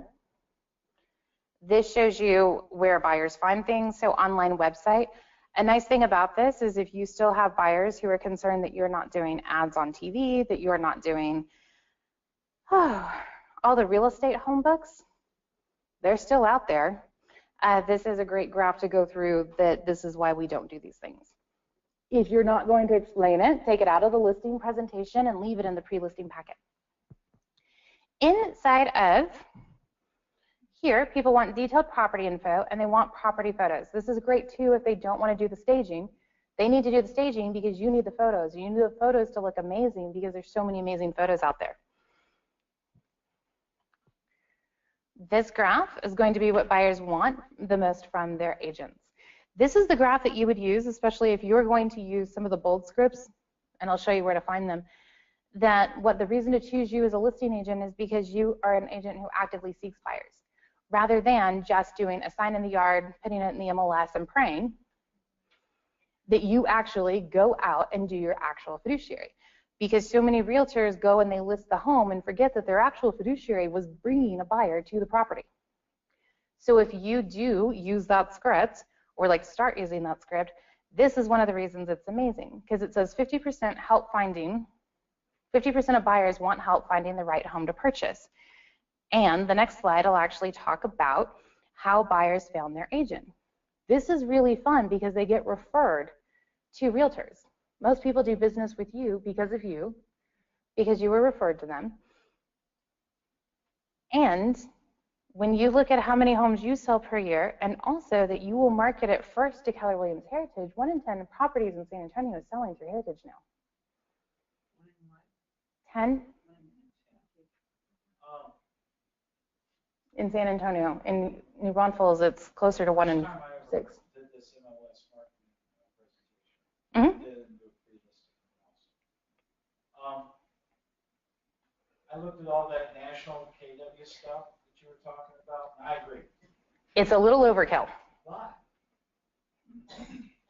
Yeah, because everything I try to remember that everything I do, I have to say, what does that mean for the buyer or the client? What does it mean to you? What's in it for me? Yeah. So, yeah, KW is cool and all this stuff, but what does it mean for you? Well, one of the things that does mean something is what you just said just now. And I made that a separate slide, and that was, I call it the KW 900 Advantage. I put it in my listing presentation. About? We have 900 agents, right? Mm-hmm. Well, what does that mean to the bottom of my listing? Well, that means that every Thursday, I can walk in up to, a week, 2 weeks, a month ahead of time before the listing actually goes live, and I can pitch that to 900 agents, who, by the way, sell 1 out of every 10 houses in San Antonio. Who, by the way, if we can sell this now, and I don't say this happens every time, I don't even say it happens that often, but it does happen. The deals are made before it goes up for listing, before it goes live. And that's what it means. Now, wouldn't that be great if we got this done before it actually we get a sign in the yard? Can you imagine what I'll do for my commission if I don't have to pay a bunch of marketing? I'll work with you on that. So let's list it now, 4 weeks out, and then we'll go live after we do the pictures and staging and everything else. We So sell. So it's 900. I call it KW 900 advantage. You have 900 people. They're always looking for deals for people. They got buyers in their pockets. They're always looking for something nobody else has to show their buyers. We sell many, many homes every single year. And the point being brought up in the back is that we sell so many homes through using the intranet and just marketing them to each other before they even hit the market. So you've already got that advanced interest. especially during the summer when things are moving very quickly. Plus, I'm sure you've seen on the internet where people do the I'm looking for, I've got a buyer. Does anyone have a listing coming up? Does anyone have a listing coming up? Being able to use that information and the idea that, yes, we have this many agents, and yes, our market share looks like that. I'm going to show you the market share in just a second here. It's an incredible tool, and it's a distinguishing tool. No one else in San Antonio has that. No one else in San Antonio gets to use that line. They might say they share it with their other people, and that's fantastic. And how many other people are they sharing it with, and how many homes are they selling every year? Pricing. What I have here, and what I will do, so this is the price it right attract the buyers. And in the interest of time, I have actually tracked down all of these scripts, and it took some doing. And I've put 2 of the scripts already in y'all's Google Drive folder that I shared with you guys. So what I will do is actually put these on the app for you guys this evening. That way you can go through and have the scripts, because I went and pulled them out somewhere in Shift, somewhere in the MREA, somewhere in Ignite, somewhere on the map site. And so there were like 5 or 6 different places, but I did track down the scripts that actually go behind pricing it ahead and behind the market. And they're amazing. So I'm not gonna stand here and reinvent that wheel with you. And I wanna make sure we get through the material. And so I will make sure that we put those on the app this evening. That way you guys will have the scripts that go along with these slides. Now, again, some of these slides make sense on their own. Some of them need a realtor to explain them. And some of them seem a little redundant until you see the scripts. Also, when we look at, and I believe you guys all know the theory behind this. The whole idea is, what does the seller always want to do with the price? Do they want more or less than it's worth? Obviously. And for really valid reasons, right? Like, they lived there. Their kid grew up there. Now this home is obviously worth more. That's true for like 2 people in all of San Antonio. Everybody else, your home is worth less because of the damage you inflicted to it while you were living there. That needs to now be fixed before we put it on the market. So the price that the seller wants, and then the longer it sits on the market, what happens to its value? Because it gets the most showings win. So these are the conversations we have, and we all understand the concept, and I did track down the actual scripts that go along with these. One of the best ways to memorize these scripts is actually to do your presentation and videotape yourself. Have y'all ever done this? And everyone hates watching themselves being videotaped the first time. And you get over it eventually. If you cannot stand to do the videotape, at least audio record yourself and then play it on Bluetooth in the car as you're driving around for about a week. For instance, that's how we, many of us learn the bold scripts. When we go through bold, you have all these scripts you have to learn very quickly. I will record myself doing them. And you record yourself doing them so that you sound natural, right? If you just record someone else sometimes, you start to sound like someone else. And if you lose your authenticity, you just deleted yourself and you are the brand. So you want to sound like yourself, so do them, read them off until you get comfortable and you sound natural, and then listen to yourself, and you'll start to tweak it as you go. So then you get better, re-record it, listen to that. It's a great way to memorize things, especially if you are not one of those people that necessarily can just look at a sentence over and over and then magically it pops into your head forever. Many of us tended to be better at that, I think, as kids. I certainly was. That doesn't seem to work as well for me, and yet doing the audio in the car does. So I'll put that on the app for you guys. I do want to share with y'all,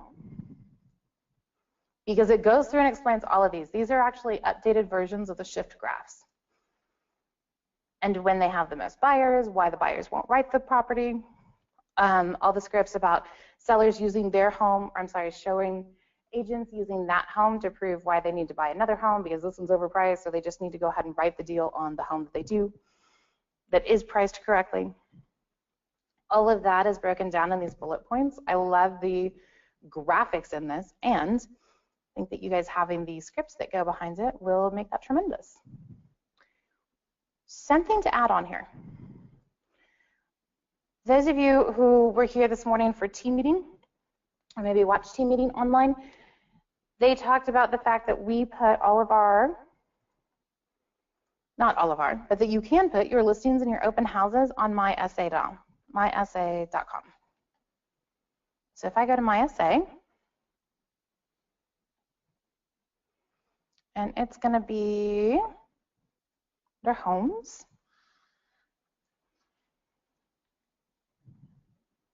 open houses, right? So this is it live, provided by Keller Williams. Image 1 of 30. That's gorgeous. This is what I was saying earlier, that I would go through and do at least one of these so that you had this to be able to show.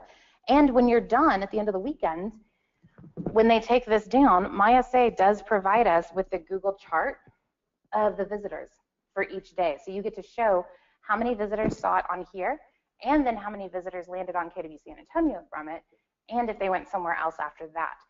So not only do you get to show how many showings you had from CSS, you get to see how many impressions. Impressions in website marketing means eyeballs. How many eyeballs saw it? So that is an amazing piece. I would absolutely do that. Get this screenshot and then get that graph and put those in one of these pages. Because at the very end of this presentation, y'all just tell me, I know I'm very clicky. You can tell I grew up in, what is it, one of those things they put on Facebook, like how you know you're a child of like the 60s or the 80s or the 90s. And I was like, how you know you're a child of the 90s? You always have 300 windows open. It's like, yep, that's true. It's one of our. So they have these extra pages at the end that just have some kind of generic photos that have that pretty like washed background so that you can go in and just copy these over and over. Because when you go to add a new slide, see how they're all blank? So what you do is you right click and you can duplicate these slides. You can copy paste them. It's faster if you just duplicate them. So you can make as many versions of these as you want. And these you can also pop different photos over them, but that way you get these pretty backgrounds. Because that's part of what makes this so slick, is when it has all those little headers and footers. So you can actually go through, and then this one, I have these way zoomed in now. So let's say fit to window. This just has the footer along the bottom. You guys can see that. And then the guy with the picture. So you can go through and duplicate these. That way you can keep adding your own content. So I would do the featured listing and do an open house. Now, you can do an open house for another agent. And here's the fun thing with this. You can put these open houses up here. It does not have to be your listing. And in fact, one of the examples it showed today, it said who the listing agent was, but it also said who was holding the open house. So you can host an open house for another listing agent and then tell that listing agent, we need to get it on here. So do you know how to do that, or do you need me to call Kesley? Because if I'm going to do this open house, I want it on here. And if a listing agent doesn't know how to get it, most listing agents don't say, I hate free marketing, please stop. You're like, hey, I'm going to take all the steps. Like, don't worry about it. I'm going to get it on here. That way you can still get the screenshot of it and say, hey, I'm going to take a screenshot and just use it for my listing presentations. I'm not going to post it online, or whatever that looks like, so that you can show that it'll say hosted by da-da-da inside of here with your name. And then usually if you just ask them, be like, and I'm going to let Kesley know. So you send Kesley an email, you CC the listing agent, say, hey, Kesley, talk to the listing agent. They're okay if I get a copy of this report too. That way you show that you made it happen. Do you see what I'm saying? And most listing agents are going to be fine with you also using it in your listing presentation that you made this happen. And then that way you can get those shots too. Then you put those in your listing presentation. Another thing that you can do, if it is your own listing, is the same thing they do for these 4 open houses. We also do for the just listed. So you can actually be one of the featured listings on here. It is a very, very cool way to get instant marketing. And you'll get traffic, because MySA drives so many people. And the traffic shoots up, obviously, over the weekend. I'm going to pull up my Google Drive. And the reason I'm going to pull up my Google Drive is because my Google Drive is linked to the app. And the app that I'm referring to is the My KWH app that you all have on your phones. I told you it was linked to a Google Drive. It's mine. So the Heritage Top 20s, those are all in the app under the charts section. So of the icons on that bottom row, it's either called charts, graphs, or reports. I can never remember. But you'll find it on your phone. And it'll actually give you, if you're in the top 20s every month, the original files get posted here. So if you were trying to download them from Facebook and they weren't high enough quality, this is where the original files are. Julie uploads these for us. If you are ever on the Rockstar reports, this is where you get the actual files. And you can tell some of these, so they're 1, 2 megs, they're actually the very large format. And Julie, again, uploads these. So if they ever don't show up quite right, you can always get them even higher. We also have graphics. So I'm going to pull up,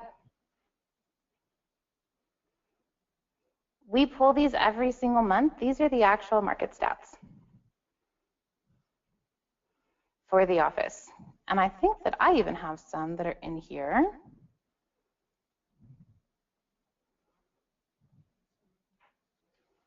Where is it? Okay, this is end of second quarter. I need to get the third quarter ones uploaded. So 9.4% year over year, ending in, you guys have seen these, right? When we do these? And it always says down here, data provided by Broker Metrics. That's a third-party software. I didn't download these from the MLS and count them up. Craig didn't do it. We didn't pay someone to fudge the numbers. There's a whole different company that provides the software that does these. But it's based on Sabor data, because sometimes you'll find we'll do New Braunfels ones, like for mandatory meeting, and it'll say CTX, MLS, whatever it is. So Sabor data, and then it tells you the dates down here. From July 1st, 2016 to June 30th, 2017. We almost always do a rolling 12 months. It tends to be more accurate, and it's a more clear reflection of what's actually happening right now, not what happened last year. We're at 9.4%, City View at 7.45, Coal Banker 5.23. So when we were talking about that 900-person advantage, this idea that we're selling close to 1 in 10 homes, right? You're practically 1 in 10 homes in San Antonio is closing through our office, not through the Keller Williams brand, through Keller Williams heritage. And that is actually why, if you were going to use this slide, I would very much make sure. I love our City View sisters, and I would still put the KW Heritage logo throughout the entire thing. There is a distinction between the two brands. And you really see it when we pull this graph in. There's another graph that you'll find in the app as well. That is another one of my favorites. This is the top 5 brands in luxury, and this one we do combine them all. So this is all the Keller Williams, all the Phyllis Brownings, all the Coopers, all the Remaxes, and all the Coldwell Bankers. And it is top 5. If someone's not up here, they weren't the top 5. We don't skip people because we didn't like them. Same thing on that top 10. If they're not showing up, they're not there. This is, and it tells you here, sales over $500,000, because that's the luxury market in San Antonio. So Keller Williams versus Phyllis Browning or Cooper, we have more than 1/5 of the luxury market in San Antonio. So we always have this one. I would totally snag this and throw it straight into a listing presentation. Both of them, I think those are enormous graphs. And again, it's distinguishing because this is the only place that you could have that graph and be the first column on it. Under the graphics, we also have 6,235 transaction sites closed. This needs to be updated. I apologize. I'll make sure we get the third quarter numbers on here. And it always tells you how many realtors we have, the increase in transactions, sites closed, and the volume closed for the year.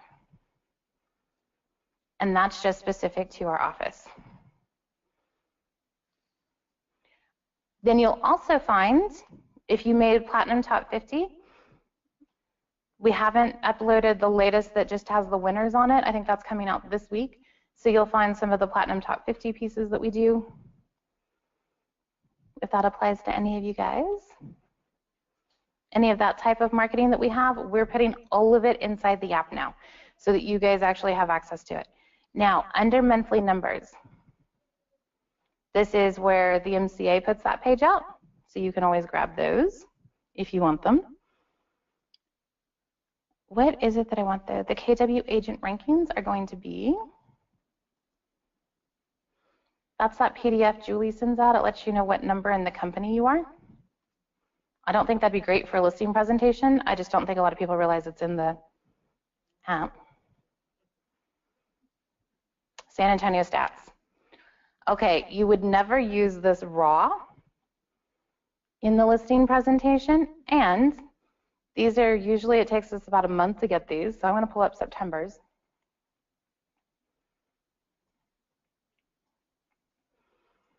This is the actual data for all of Sabor and all of Heritage. Have you guys seen this before? It's called the Lore Report, Language of Real Estate.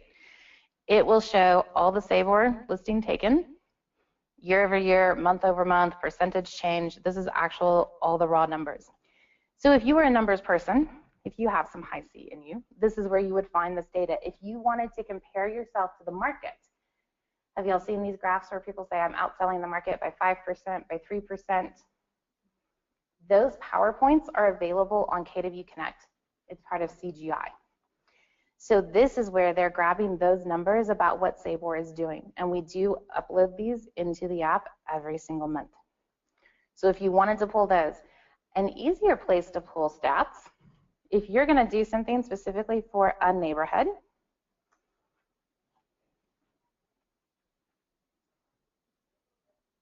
let's say,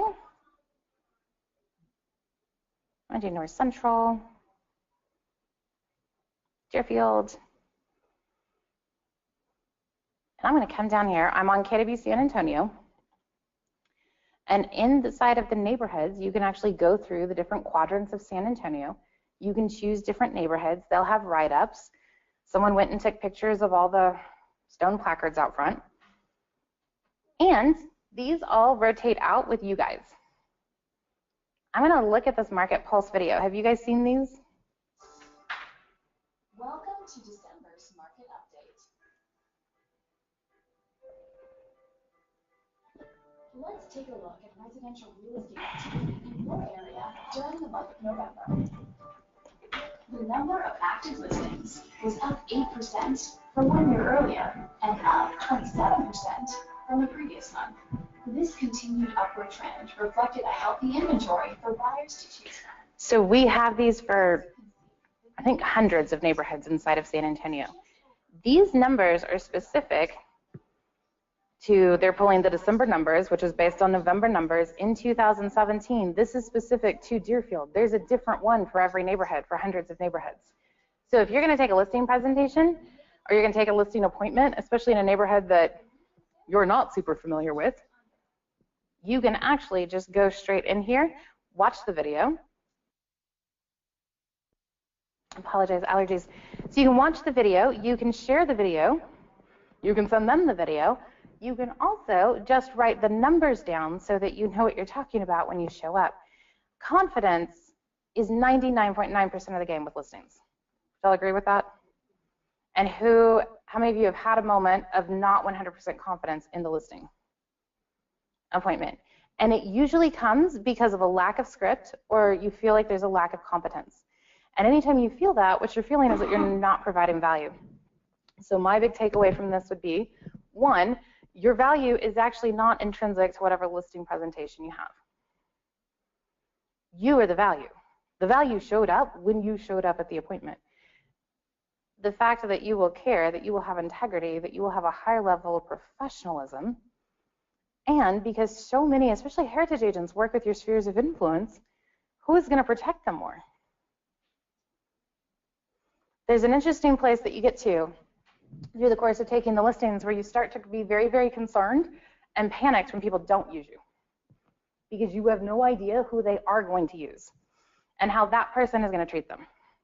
And I will tell you where I see this show up all the time is, you guys know my mom's in real estate, right?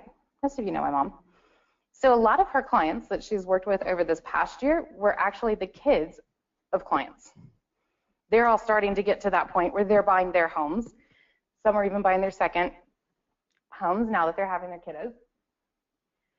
And it is this moment of, yes, her friends refer her to their kids and say, well, you can't use anyone but Carolyn, because we have no idea what some other agent is going to come in here and do, because they know that she's going to care at a certain level. So there's that trust factor where it is you go in with such a conviction level because you know that if anyone else takes this listing that they're not going to care as much as you do. You may not know absolutely everything under the sun about real estate. That's okay. No one does. The real trick is, will you show up and will you give it everything you've got and make sure that you're absolutely protecting these people and that you're doing right by them. And sad to say, that puts us ahead of so many professionals, not just in real estate. It's an endemic problem right now. So yes, if you need any additional help with your listing presentations, you can always go to letsgettechie.com or stop by and see Chelsea. Chelsea is now doing one-on-one appointments for, they call them tech assistance appointments. I don't know if any of you guys have signed up for this. And it's one of the reasons we've had less tech training this year. So much of it is now done one-on-one. You can actually go in and tell Chelsea, I hit a stumbling block. I got, 2/3 of what Kim said, and the other third, who knows what she was talking about. I need help with that. Or you can say, I tried my best, went to the class, didn't work out, now I need help. It's okay. Your tech skills have no bearing on whether or not you'll be a successful realtor. Believe me, I know. I've been watching this for a little bit. So yes, you can actually set up a meeting with Chelsea, and she'll sit down and do the finishing touches, add in any of the additional PDFs that we might have gone through, and she can help you fix any of those up, fix up your photos, give it that finishing effect. When you want, if you're gonna do print, I recently discovered you can print here cheaper than like Kinko's or Office Depot. I guess we haven't changed our rates in forever. And turns out they're really, really significantly cheaper. What you may not know, and I feel like I can just show you guys this real quick, is if you were printing these at the office, I'm going to do File, Print, and you get to that crazy print screen that we all dread. So when I say resource room right color, you guys know what that is, right? So in the resource area, there's two copiers. One's gigantic, and then one looks like it's baby. You want to print to the gigantic one. It's on the right side, so we call it the right copier. The gigantic one is a color copier. The baby is just black and white. So I'm going to open up the print dialog. And yes, I get that this screen is a headache. There's a couple different options in here, though. One is under quality. I don't know if you'll realize we can change the resolution that it prints at. So resolution is always measured in DPI, which is dots per inch, like splatter dots per inch. If I bump this from 600 to 1200, I'm going to get a very high quality print. And that copier back there is actually a beautiful copier. It also scans it really high. You can actually change the scanning resolution. And I will tell you, I discovered it on a personal level. Some of you might know, we lost my grandfather last January. And we had all these photos, and I wanted to do the PowerPoint, and the montage and everything, and trying to find someone to do these photos in the midst of everything else and scan them in and find one of those companies was crazy. So I brought them up here, and I changed it to really high quality scans, and they came out brilliant. I did it like Saturday night. I wasn't like holding up everyone's contract situation. And then after that, I brought in a bunch of other photos that we had just to scan them in to have them. And it'll scan them in as JPEGs. You have to push buttons until you figure it out. But you can change the quality, and you can actually print these at a higher thing. And it doesn't change the cost. We don't actually pay for toner. No one pays for toner anymore with copiers.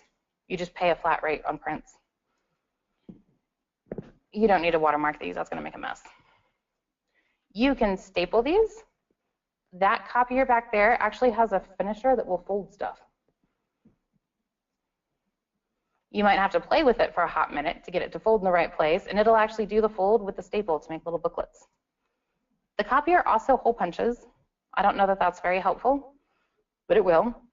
And one of the ways that you do this is you can actually go in, and we always say the original size was 8.5 by 11. Like that's what we started with. But you can actually print to 11 by 17 paper, which we always have. It's not always in the copiers, but if you ask, we always, always, always have it. And it's not a problem at all. So that's how I did it, where I had the booklet. And so you could actually go in, and if you wanted to, print it two-sided on the 11 by 17. And Chelsea and Chandler, too, know how this works. Katie West and I both have individual feuds with the copiers. Probably not the best people to ask, but the copiers do like Chandler and Chelsea. Yes, I once put a stack of copiers and fax machines on a curb, and I think word got around, and now they don't like me, like any of them.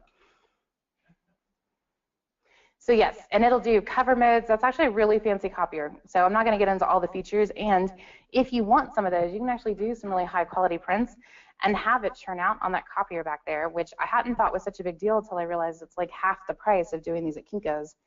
And if you drop these off at Office Depot or Kinko's, because we do it for the training supplies, and you have them put them together, it can get a little pricey, and it's great leverage. Also, I was a real estate kid. Do any of you have teenagers? No one. Oh, I was like, you guys are out of luck. Oh, I used to harass my mom, the Seinfeld episode where George's wife dies from licking all the envelopes. Like, that's going to be me, Mom, from all of her mailers. No Seinfeld fans.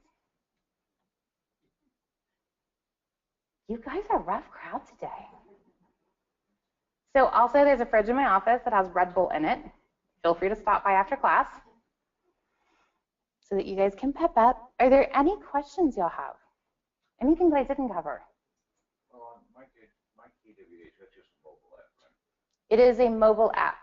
And when you pull some of those graphs up, you can actually email them to yourself, or you can snag the URL and email yourself the URL. So what would your scripts be under my KWH? So I actually put together, and here's what I'll do. So I have this Michael Lewis folder,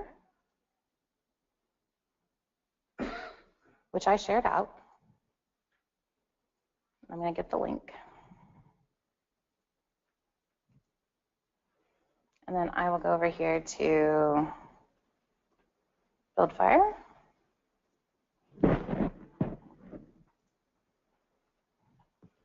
You guys are going to get to see the magic. If I know my password. What is a really big if?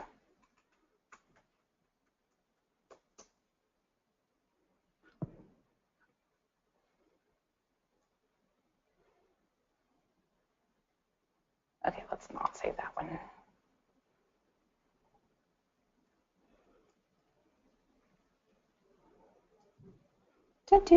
Do.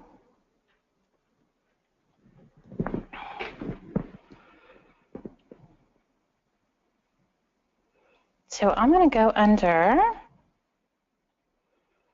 you know what, let's do links.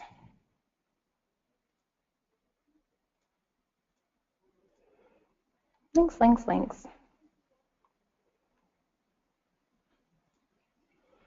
Because there's actually,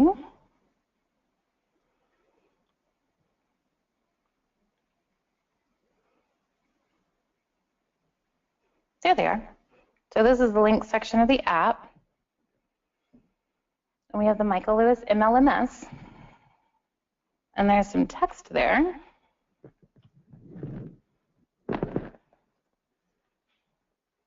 And I'm going to say training materials.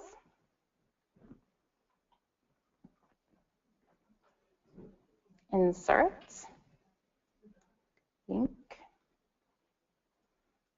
Target. New window. Say OK.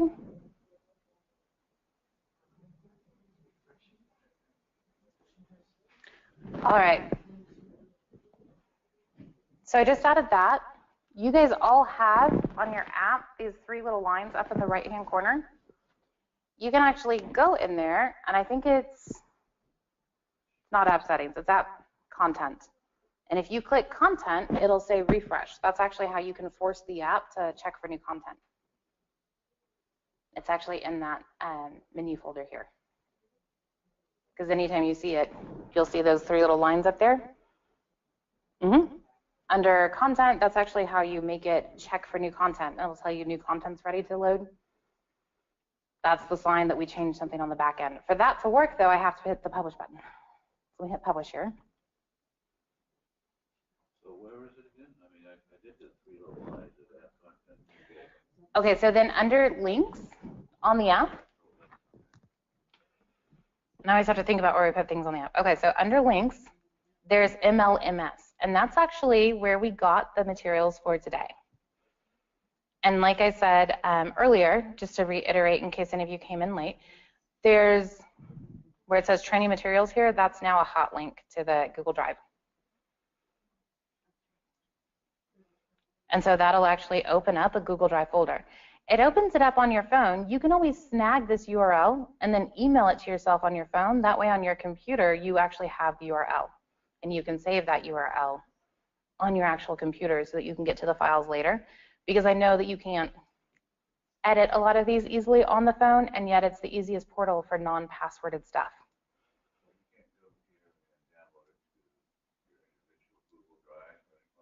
Yes, you can. And you can actually share the folders with yourself because we put them on there as anyone can get to it with a link. So you can actually copy it over to your own Google Drive. And it's one of the reasons we use it with the Google Drives because it's so easy for you guys to just make copies and copy them over. So I've got the shift scripts on here and I've got the KW map scripts. I have 2 or 3 other script files that I'll add this afternoon and make sure those are in there. And you won't have to refresh it to see them. They'll just show up in that Google folder.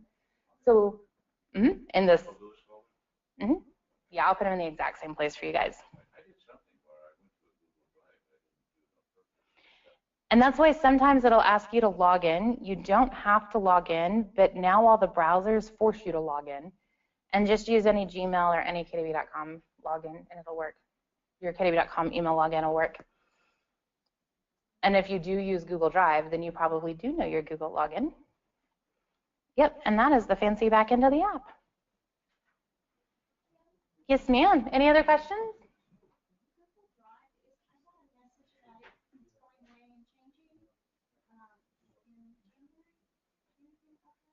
Google Drive?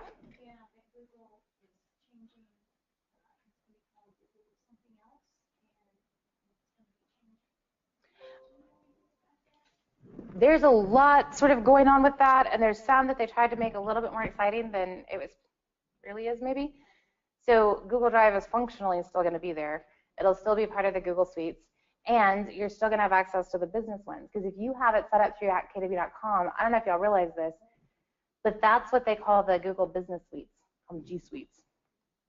And there's actually more features and more functions available through your KW.com Google accounts than through a normal Google account.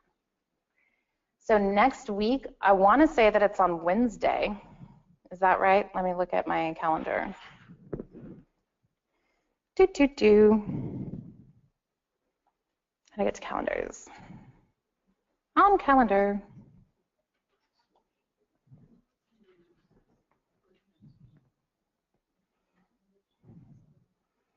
Oh, it may not be in here yet. I believe it's next Wednesday. They have me teaching the Google Suite class. It's going to be like the lunch and learn.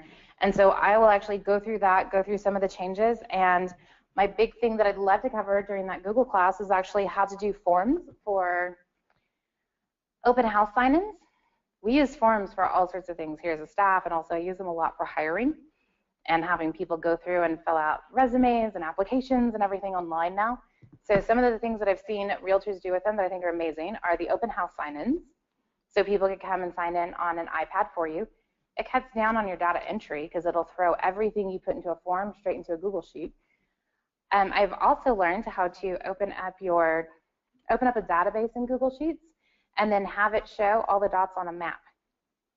So you can actually map your entire database now.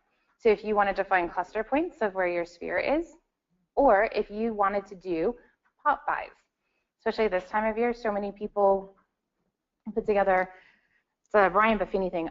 I apologize, people at home, I'm going blind in those lights. I'm going to be out of the screenshot for a second. But all of the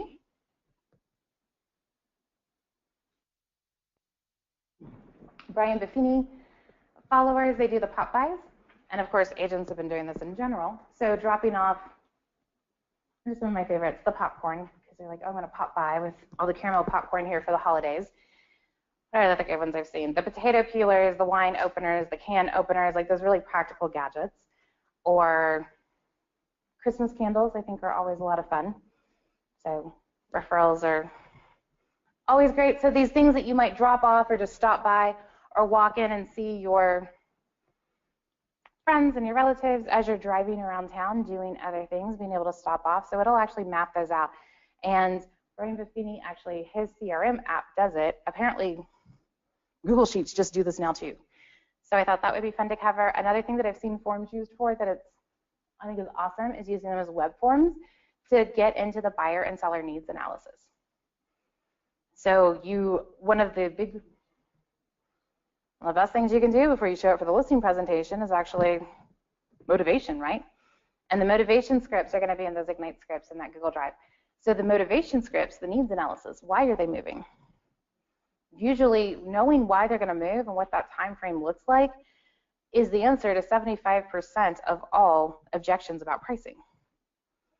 Because pricing gets a lot narrower when you start to actually pinpoint what people's time frames are for moving. Where do they need to be? Why are they moving? Does it need to be before school starts or before they make another mortgage payment or before the divorce? Whatever is going on there starts to help us narrow that price down and really get into the pain of not pricing it well and what that's going to look like. So using some things like that and being able to use them for web forms. Also, just how to use Google Drive in general and share documents out, what sharing them in the different ways means, how to make sure clients could actually access them. There's a lot going on with those Google Suites that I thought we'd just do kind of a fun, show you guys an overview of some of the things that people are doing with them and do a Q&A for that. And then a week from Friday, I know that they're doing the how to use the MyKWH app. They're actually going to do a whole lunch and learn. I was supposed to do that, and I've got a conflict, so I think James or Tina is going to teach it. I might get Tina in here to do tech training. She doesn't know it yet. But Tina's an amazing teacher when we get her in here. Any other questions I can answer for you guys? Well, thank you so much for spending the afternoon with me. If you have any questions, let me know. And of course, Chelsea and Chandler, they let me teach today. They know all this stuff as well. Probably sometimes they're easier to track down than I am. And we're always happy to help. Okay, this was fun.